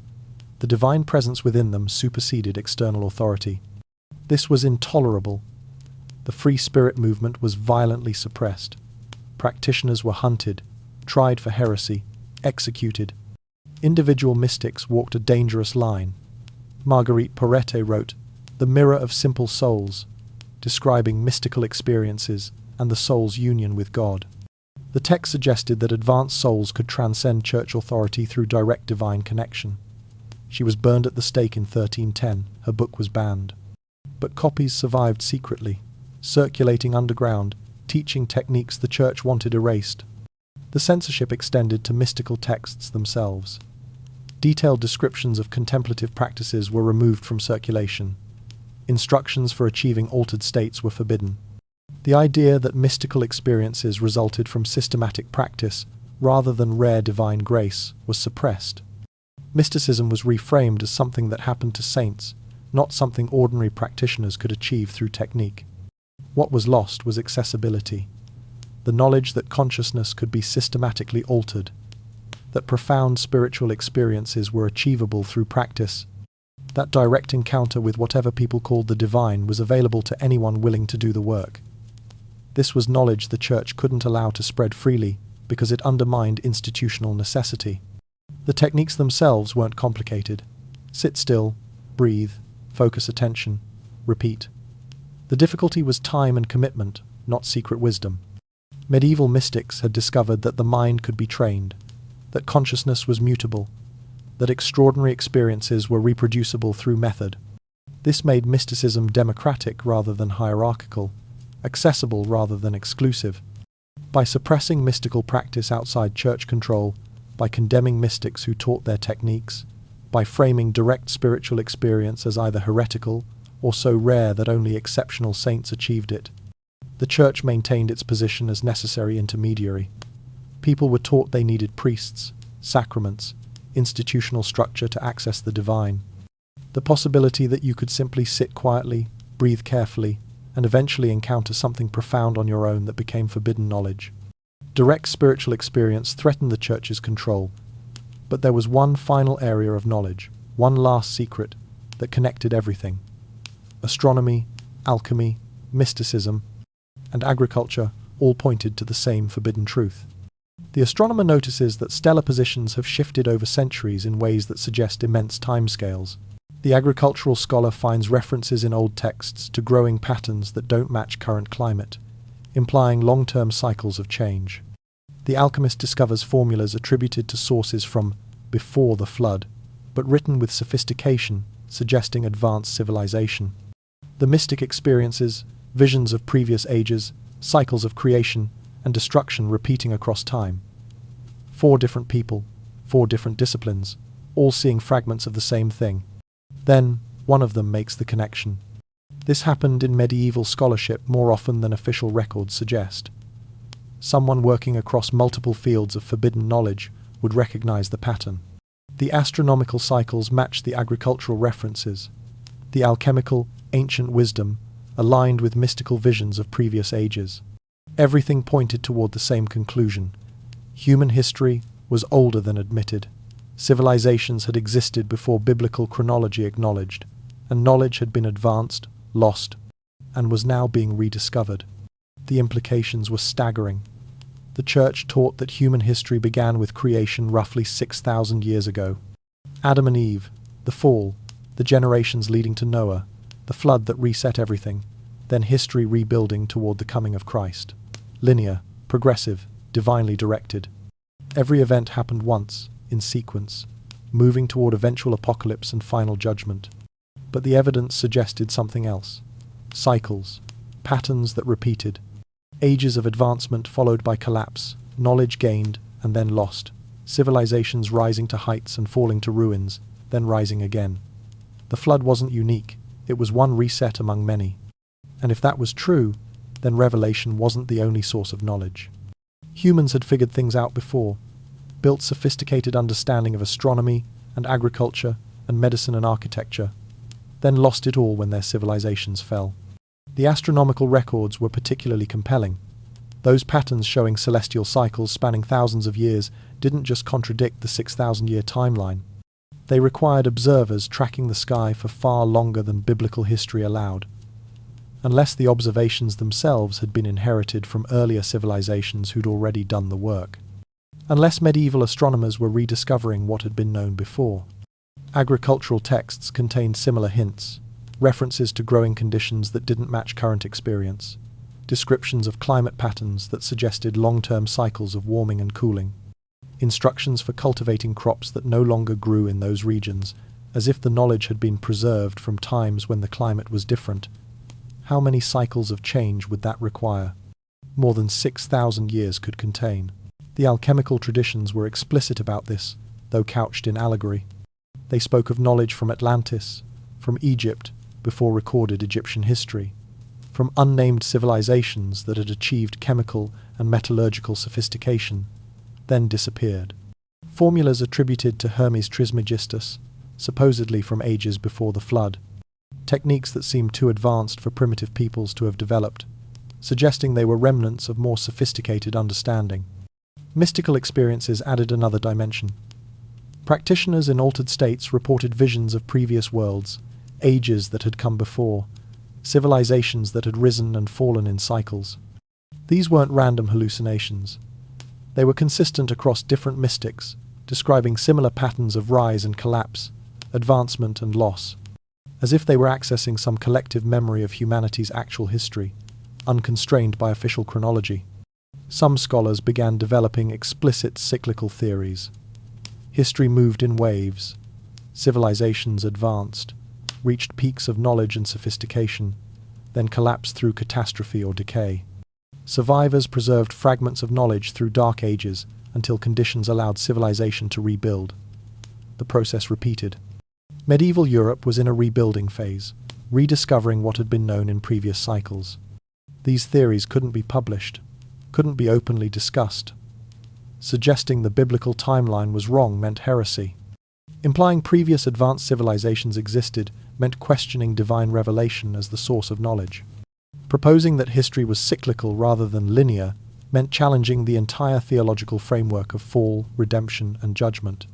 So the ideas circulated secretly, encoded in alchemical allegories about death and rebirth, hidden in mystical texts about eternal return, hinted at in astronomical treatises through carefully ambiguous language, shared in private correspondence between scholars who trusted each other not to report heretical thinking.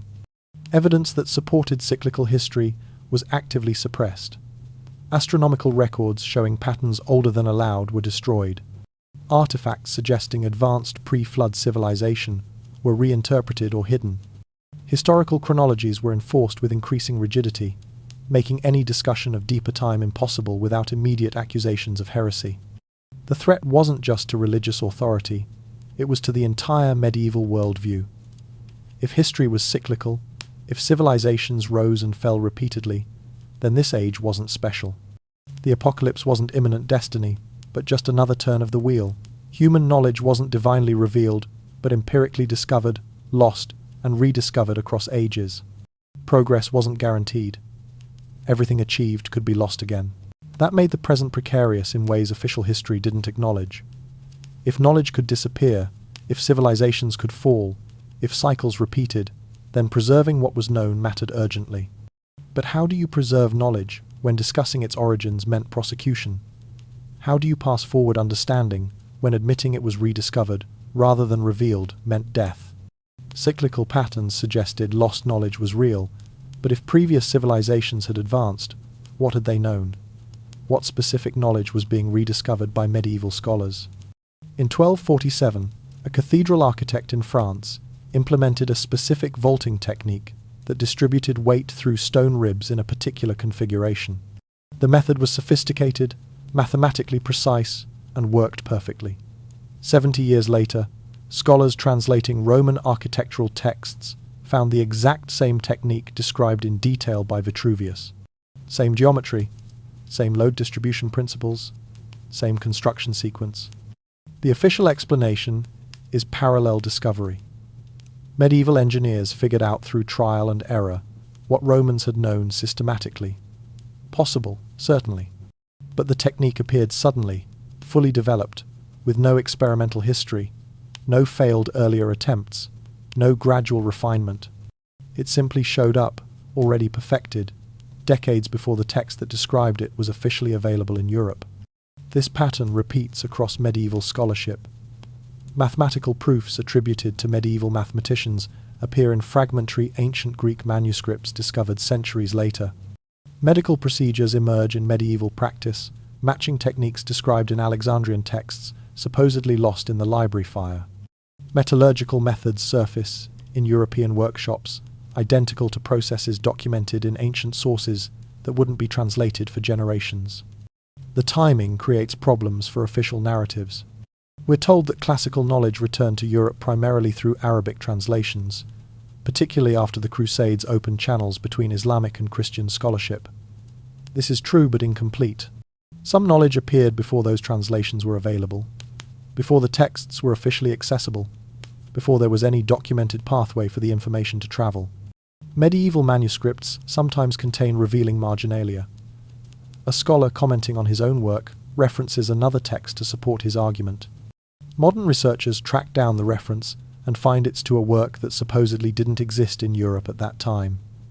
The manuscript the medieval scholar cited wasn't translated until decades later. Yet, he's clearly read it, understood it, quoted from it accurately. Where did he get it? Hidden libraries are the obvious explanation.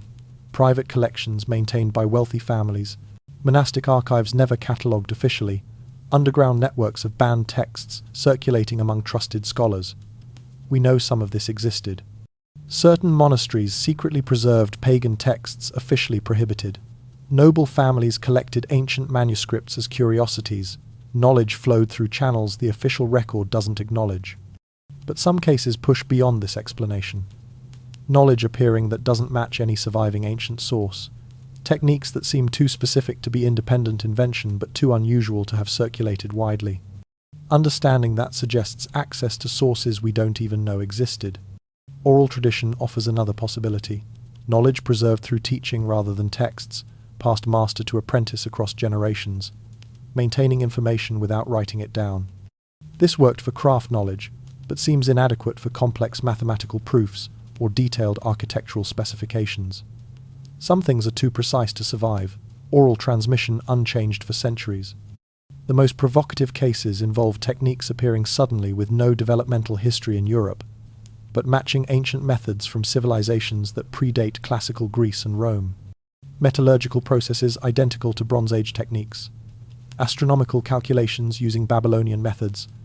Agricultural practices matching ancient Egyptian systems. The knowledge doesn't flow from documented sources. It just appears, fully formed, suggesting either remarkable coincidence or access to very old information through pathways we don't understand. Cathedral construction offers the clearest examples. Specific building methods emerge in medieval Europe, matching techniques from ancient civilizations with precision that seems impossible without direct knowledge transfer. The measurements align, the geometric principles match, the construction sequences parallel. Either medieval engineers independently recreated exactly what ancient builders had done, or they had access to information about those ancient methods. Some scholars left cryptic hints, marginalia mentioning sources they shouldn't have known about, references to old texts without naming them, acknowledgements of knowledge from earlier masters without explaining who or when. The language suggests they knew their information came from questionable sources they couldn't publicly acknowledge without inviting uncomfortable questions. The official timeline of knowledge rediscovery might be fiction, not entirely false but incomplete, simplified, cleaned up to remove uncomfortable implications. Knowledge might have flowed through networks that never got recorded, preserved in libraries that never got catalogued, transmitted through systems that operated outside official channels, or medieval scholars were accessing something older, sources that predated classical civilization entirely. Knowledge preserved from ages before Rome and Greece, maintained through methods we don't understand, surfacing occasionally in medieval Europe when conditions allowed. The evidence doesn't prove any single explanation. It just shows that medieval scholars knew things they shouldn't have known, discovered things that had already been discovered, invented techniques that weren't inventions. Something doesn't fit in the official story. Either the timeline is wrong, the sources are incomplete, or medieval knowledge came from places historians haven't acknowledged. Hidden knowledge was being rediscovered, but from where? There was one possibility scholars whispered about, but never dared write down a source of knowledge predating known civilization entirely. There's a theory you find if you read enough medieval texts carefully. Never stated directly, always implied, hinted at, encoded in allegory. The theory goes like this: we're not discovering new things, we're remembering. Human civilization reached heights before, achieved sophistication. We're only now approaching again, then lost it all in catastrophes that erased the evidence. We're climbing back toward knowledge that was once common, rebuilding what our ancestors built and lost. Medieval scholars couldn't say this openly. It contradicted everything. Biblical chronology placed creation 6,000 years ago. Human history started with Adam. The flood destroyed everything except Noah's family. Civilization rebuilt from that reset, progressing toward Christ's return and final judgment. Linear, directed, divinely orchestrated. There was no room for previous advanced ages, no space for cycles of rise and fall, no acknowledgement that humans might have achieved greatness and lost it multiple times. But the hints are everywhere once you know to look for them. Alchemical texts claiming their knowledge came from Hermes Trismegistus, a figure supposedly predating the flood. Architectural traditions, tracing their lineage to builders of Solomon's temple, itself supposedly built using wisdom from even earlier sources. Mystical traditions referencing ancient teaching systems from civilizations that existed before recorded history. The references are consistent. There was knowledge before, greater than what we have now, and we're slowly recovering it. This explained things that otherwise didn't make sense. Why did ancient civilizations build structures medieval engineers struggled to replicate? Why did old texts contain mathematical sophistication that seemed beyond their supposed primitive understanding? Why did knowledge seem to emerge fully formed rather than developing gradually? Because it wasn't development, it was recovery. Pieces of ancient understanding surfacing as conditions allowed their rediscovery. The theory was profoundly heretical. It suggested human history was vastly older than biblical teaching allowed. It implied that technological advancement was natural to humanity, not requiring divine intervention or revelation. It indicated that progress wasn't guaranteed or even real. What seemed like advancement might just be climbing back to levels previously achieved. Most dangerous of all, it suggested the apocalypse wasn't unique destiny but one potential catastrophe in a long series of rises and falls. Evidence that supported this theory couldn't be acknowledged. When artifacts suggesting ancient technological sophistication turned up, they were declared recent fabrications. When ancient texts described what seemed like advanced engineering, they were interpreted as metaphor rather than literal description. When archaeological discoveries suggested ancient cultures more advanced than official chronology allowed, the findings were dismissed, reinterpreted, or quietly hidden in storage where they wouldn't complicate established narratives. This created a strange paradox. Medieval scholars were actively recovering ancient knowledge, translating texts, studying artifacts, reconstructing techniques. But they had to pretend this knowledge had never existed at the sophistication they were discovering. They could acknowledge ancient wisdom in general terms while denying its specific implications. Yes, the ancients knew things, but not too much. Not so much that it suggested they'd been as advanced as we're becoming. The whispered theory suggested something more disturbing than simple knowledge loss. It suggested cyclical catastrophe. That civilizations rose, achieved heights, then fell through war, plague, climate disaster, or combinations thereof. That survivors preserved fragments of knowledge however they could. That rebuilding took centuries or millennia. That the process had repeated multiple times, each cycle leaving fainter traces than the last. If that was true, medieval Europe wasn't progressing toward divinely ordained apocalypse. It was recovering from the most recent collapse, climbing back from a fall that had destroyed previous sophistication. And if it had happened before, it could happen again. All the knowledge being rediscovered could be lost once more. The cycle would continue. Medieval scholars couldn't acknowledge this publicly, but privately, in coded texts and whispered conversations, the theory circulated. We've been here before. We knew this once. We lost it. We're finding it again. If medieval scholars were rediscovering lost knowledge, what happened to it? Did any survive to the present day? And if so, where might it be hidden? There's a monastery library in Austria that hasn't completed a full catalogue of its manuscript collection since 1743. Researchers know approximately how many volumes exist, somewhere around 8,000, but nobody knows exactly what they all contain. The catalogue from 1,743 lists, titles, sometimes brief descriptions, occasionally a subject heading. Medieval scientific manuscripts were typically listed as various natural philosophy or simply miscellaneous. They've been sitting in the same basement rooms for centuries, undisturbed, except when water damage requires moving them, or when occasional researchers get permission to examine specific volumes. This isn't unusual. Across Europe, monastery libraries, cathedral archives, and private collections hold thousands of manuscripts that have never been properly examined by modern scholars. Some haven't been read since they were filed away in the 16th or 17th centuries. A few haven't been opened since medieval times. The numbers are staggering. Estimates suggest that only about 30 to 40% of surviving medieval manuscripts have been catalogued in detail. Maybe 10% have been digitized, and a fraction of those have been fully translated and analyzed by experts. We're talking about hundreds of thousands of documents, many containing technical, scientific, or philosophical content that was never considered important enough to prioritize for preservation efforts. The reasons are mundane but significant. Medieval studies is chronically underfunded. Fewer scholars each generation can read specialized medieval scripts. Latin is one thing, but the technical notations, abbreviations, and specialized vocabularies used in scientific manuscripts require expert knowledge that's increasingly rare. Digital scanning projects exist but move slowly. At current rates, fully cataloguing and digitizing all surviving medieval manuscripts would take 2 or 3 centuries. Then, there's access.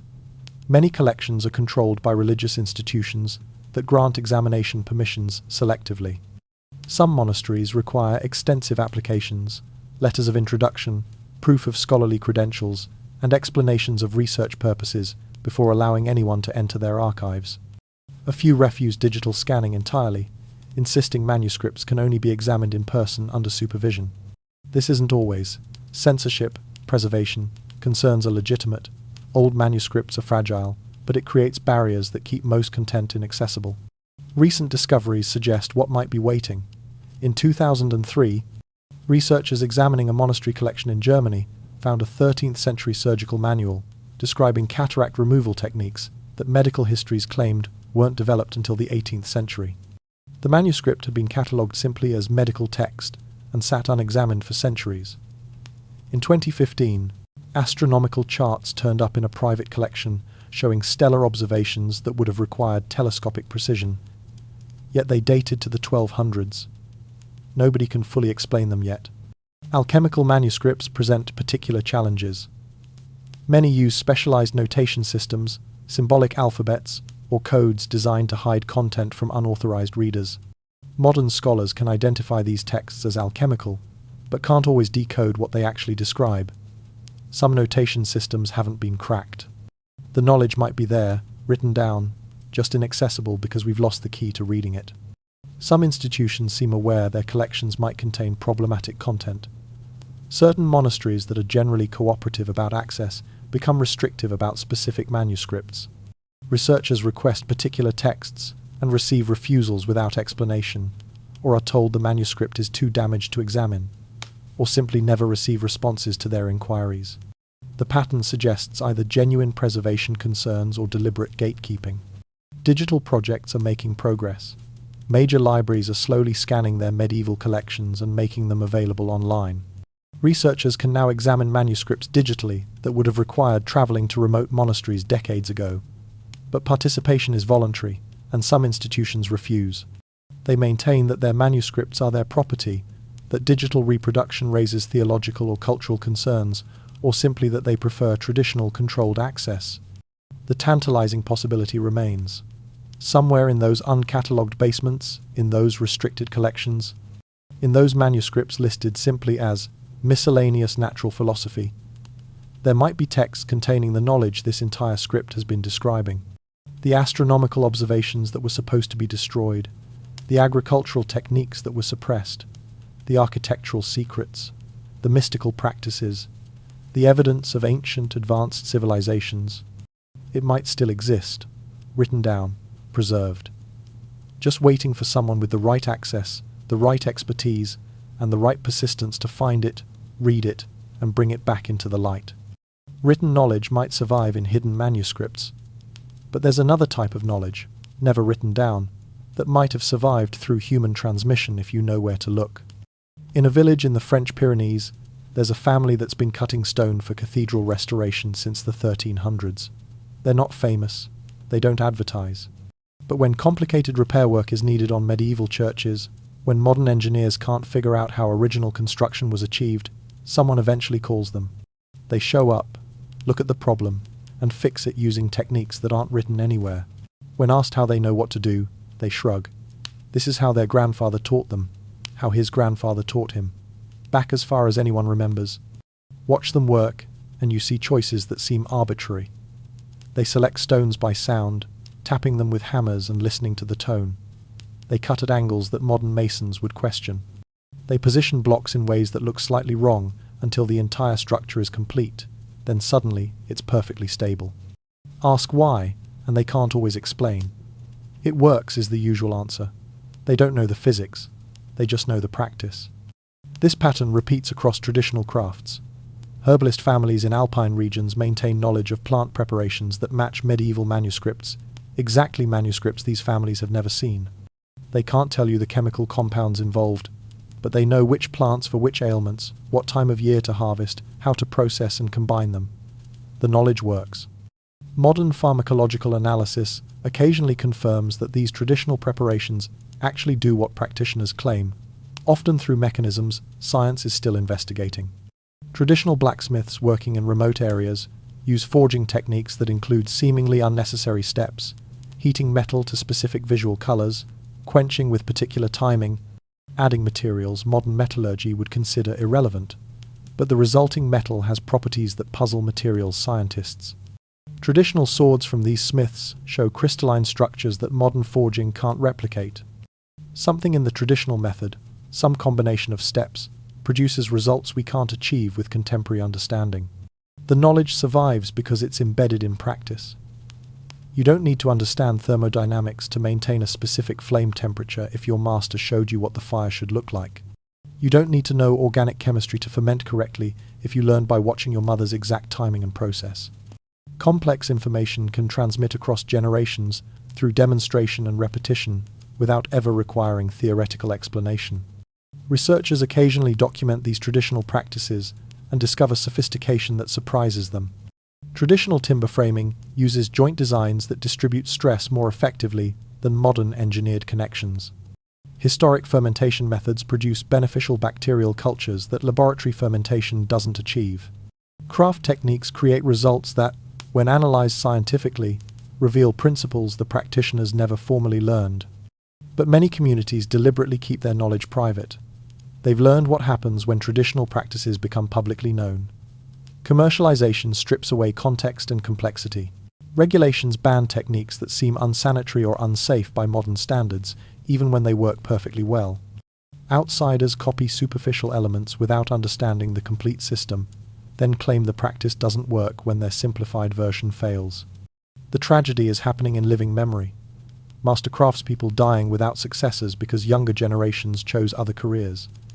Traditional practices abandoned as villages modernized and old ways seemed backward.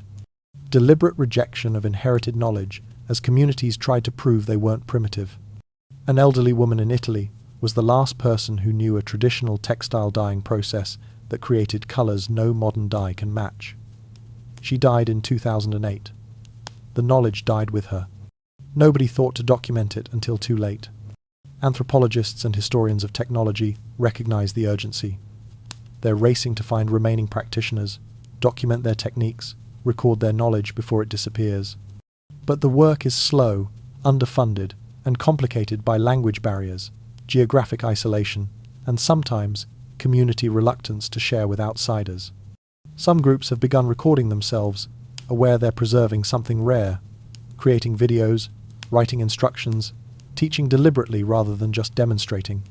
They're building new forms of hidden knowledge openly practiced, but rarely documented, visible to those who know where to look, but unknown to the broader world. The irony is perfect. Knowledge that survived suppression, that made it through centuries of institutional hostility, that persisted through oral tradition across 30 generations, is now threatened by modernity and indifference. Not because someone's actively trying to destroy it, but because nobody thinks it matters anymore. The forbidden medieval knowledge that authorities couldn't erase through burning books and executing practitioners might finally disappear simply because young people would rather learn programming than stonework. Traditional knowledge survives in practice, but there's one more place forbidden medieval knowledge might exist, the one place authorities would never think to look.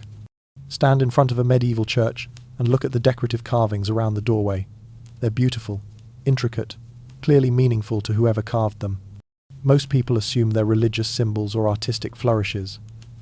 But measure the proportions carefully and something else emerges. The spacing between elements follows specific ratios. The curves trace mathematical constants. The entire arrangement is actually a geometric instruction manual carved in stone, teaching architectural principles to anyone who knows the visual language. This happened everywhere. When knowledge couldn't be safely written or openly taught, it was encoded into forms that seemed innocent.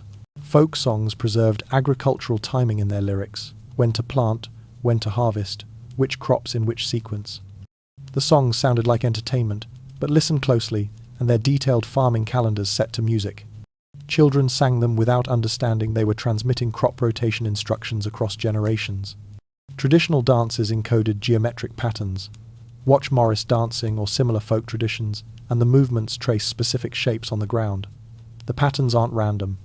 They preserve mathematical relationships, spatial proportions, geometric principles that had practical applications for anyone who recognized them. The dance was entertainment and education simultaneously, knowledge transmission disguised as cultural celebration. Folk tales worked similarly. Stories about giants building stone bridges encoded genuine historical information about construction projects. Tales about underground kingdoms preserved knowledge of mining and geology. Nursery rhymes that seemed like nonsense actually described historical events, astronomical observations, or practical wisdom. Ring Around the Rosie might reference plague symptoms and folk remedies. London Bridge is Falling Down possibly encodes information about medieval engineering failures and solutions. The encoding was sophisticated. Information was distributed across multiple elements: a song, a decorative pattern, a folk tale, a traditional practice. No single part revealed the complete picture. You needed multiple sources, cross-referenced and understood in context, to reconstruct the full knowledge. This made the system resilient. Losing one element didn't destroy everything, and it kept the information invisible to authorities who didn't know what they were looking for. Modern researchers keep discovering these hidden systems. Folklorists analyzing traditional songs find they contain accurate agricultural and meteorological data. Art historians studying church decorations realize patterns encode mathematical constants and construction techniques. Anthropologists examining folk traditions discover they preserve empirical knowledge about astronomy, weather prediction, and natural cycles. Traditional garden layouts turn out to be companion planting systems. The old cottage gardens weren't just pretty. The specific placement of vegetables, herbs, and flowers created ecological relationships that controlled pests and improved yields. The knowledge survived because it looked decorative. Nobody realized the garden itself was an information storage system. Weather prediction rhymes that seemed like superstition often contained genuine meteorological observation. Red Sky at Night, Sailor's Delight actually works. It's based on atmospheric conditions that medieval people documented through repeated observation, then encoded in memorable verse. The rhyme preserved knowledge without requiring anyone to understand the underlying meteorology. Stone carving patterns in medieval buildings contain geometric information. Master masons carved instructional diagrams directly into structures, teaching principles of proportion, load distribution, and spatial relationships through visual examples. The decorations weren't just decoration. They were technical documentation, permanently installed and publicly visible, but only readable by those trained to see it. The supreme irony is that forbidden knowledge survived best when hidden in the most public places. The church authorities who suppressed written texts never realized that the same information was carved into their own church walls, sung in the folk songs at festivals, preserved in the decorative patterns everyone saw daily. It was too visible to be suspicious, too common to attract attention, too distributed to be destroyed. Excavating this hidden knowledge requires changing how we look at familiar things. That folk song isn't just entertainment. That decorative pattern isn't just pretty. That traditional practice isn't just quaint custom. Each might be an information storage system, preserving knowledge through forms that survived because nobody recognized them as significant. Medieval people were sophisticated communicators. They understood how to hide complex information in simple forms, how to make knowledge visible and invisible simultaneously, how to preserve what mattered through generations of suppression by making it seem like something else entirely. The knowledge is still there, in the songs we still sing, the decorations we still see, the traditions we still practice, waiting to be read by anyone who learns the code that's been in plain sight all along. As we reach the end of this journey through forbidden medieval knowledge, one question remains. What does all this lost wisdom mean for us, and what can we do with what we've learned? Step back far enough, and the pattern becomes clear. All these separate stories, the medicine, the agriculture, the astronomy, the architecture, the languages, the spiritual practices, they weren't random casualties of historical chaos. They were targeted, systematically. Each piece of forbidden knowledge shared something in common that made authorities uncomfortable enough to suppress it. They enabled independence. Medical knowledge that let people heal themselves meant they didn't need church-sanctioned healers or controlled access to treatments. Agricultural techniques that increased yields and food security meant communities were less vulnerable to economic pressure and famine manipulation. Astronomical observations that revealed cosmic patterns older than biblical timeline meant individuals could question cosmological authority using their own eyes.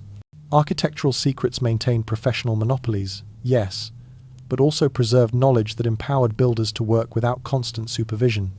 Linguistic controls that limited literacy to Latin kept written knowledge accessible only through institutional gatekeepers. Spiritual practices that offered direct divine experience suggested people didn't need priests as intermediaries. The common thread runs through everything. Forbidden knowledge was knowledge that made people capable of thinking, acting, and surviving independently of institutions that claimed authority over those domains. It was knowledge that decentralized power, that enabled self-sufficiency, that suggested official narratives might be incomplete or self-serving. Recognizing this pattern changes how you see medieval history. It wasn't a dark age because people were ignorant. It was dark because knowledge was being actively suppressed, controlled, destroyed when it couldn't be monopolized. The sophistication was there, the understanding existed. It was just being systematically erased by institutions that recognized information as a tool of control. And here's what should make you uncomfortable. Similar mechanisms operate today. Different methods, same principle. Knowledge that threatens established power structures still gets marginalized. Research that suggests inconvenient conclusions faces funding challenges. Traditional practices that work but can't be patented get dismissed as unscientific. Information that enables independence from corporate or institutional systems gets buried under officially sanctioned alternatives. Understanding historical knowledge suppression helps recognize contemporary patterns. When you see something dismissed as impossible, ask who benefits from that impossibility being believed. When traditional knowledge gets labeled as superstition, question whether that label serves to protect something. When access to information requires going through specific gatekeepers, wonder what those gatekeepers might be filtering. The medieval period teaches us that official narratives often obscure sophisticated understanding, that valuable knowledge survives in unexpected forms when it can't exist openly, that what we're told is impossible often just means admitting it was possible would complicate comfortable stories about progress and authority. You've learned to look differently now. You know that folk songs might be technical manuals, that decorative carvings could be instructional diagrams, that traditional practices often preserve empirical wisdom. You understand that knowledge hidden in plain sight might be more sophisticated than anything officially documented. You recognize that when something gets systematically suppressed across multiple domains, it's worth asking what made it threatening. This matters because knowledge suppression didn't end in the medieval period. It just evolved. The tools changed. The principles remained. And recognizing historical patterns of information control makes contemporary versions visible. But here's the hopeful part. Knowledge wants to survive. Humans are remarkably creative at preserving what matters against institutional suppression. Medieval people encoded information into songs, carvings, traditions, and practices that lasted centuries. Modern people will find new ways to preserve knowledge that authorities would rather control or erase. Rediscovery is always possible. Hidden manuscripts wait in monastery basements. Traditional practitioners maintain techniques officially lost. Folk traditions preserve information everyone sees but few recognize. The knowledge is there, distributed across forms that survived because they were too small, too common, or too cleverly disguised to destroy completely. You're part of that rediscovery now. You know what patterns to look for. You understand that forbidden knowledge often meant knowledge that made people free. And you'll never look at history, medieval or modern, the same way again.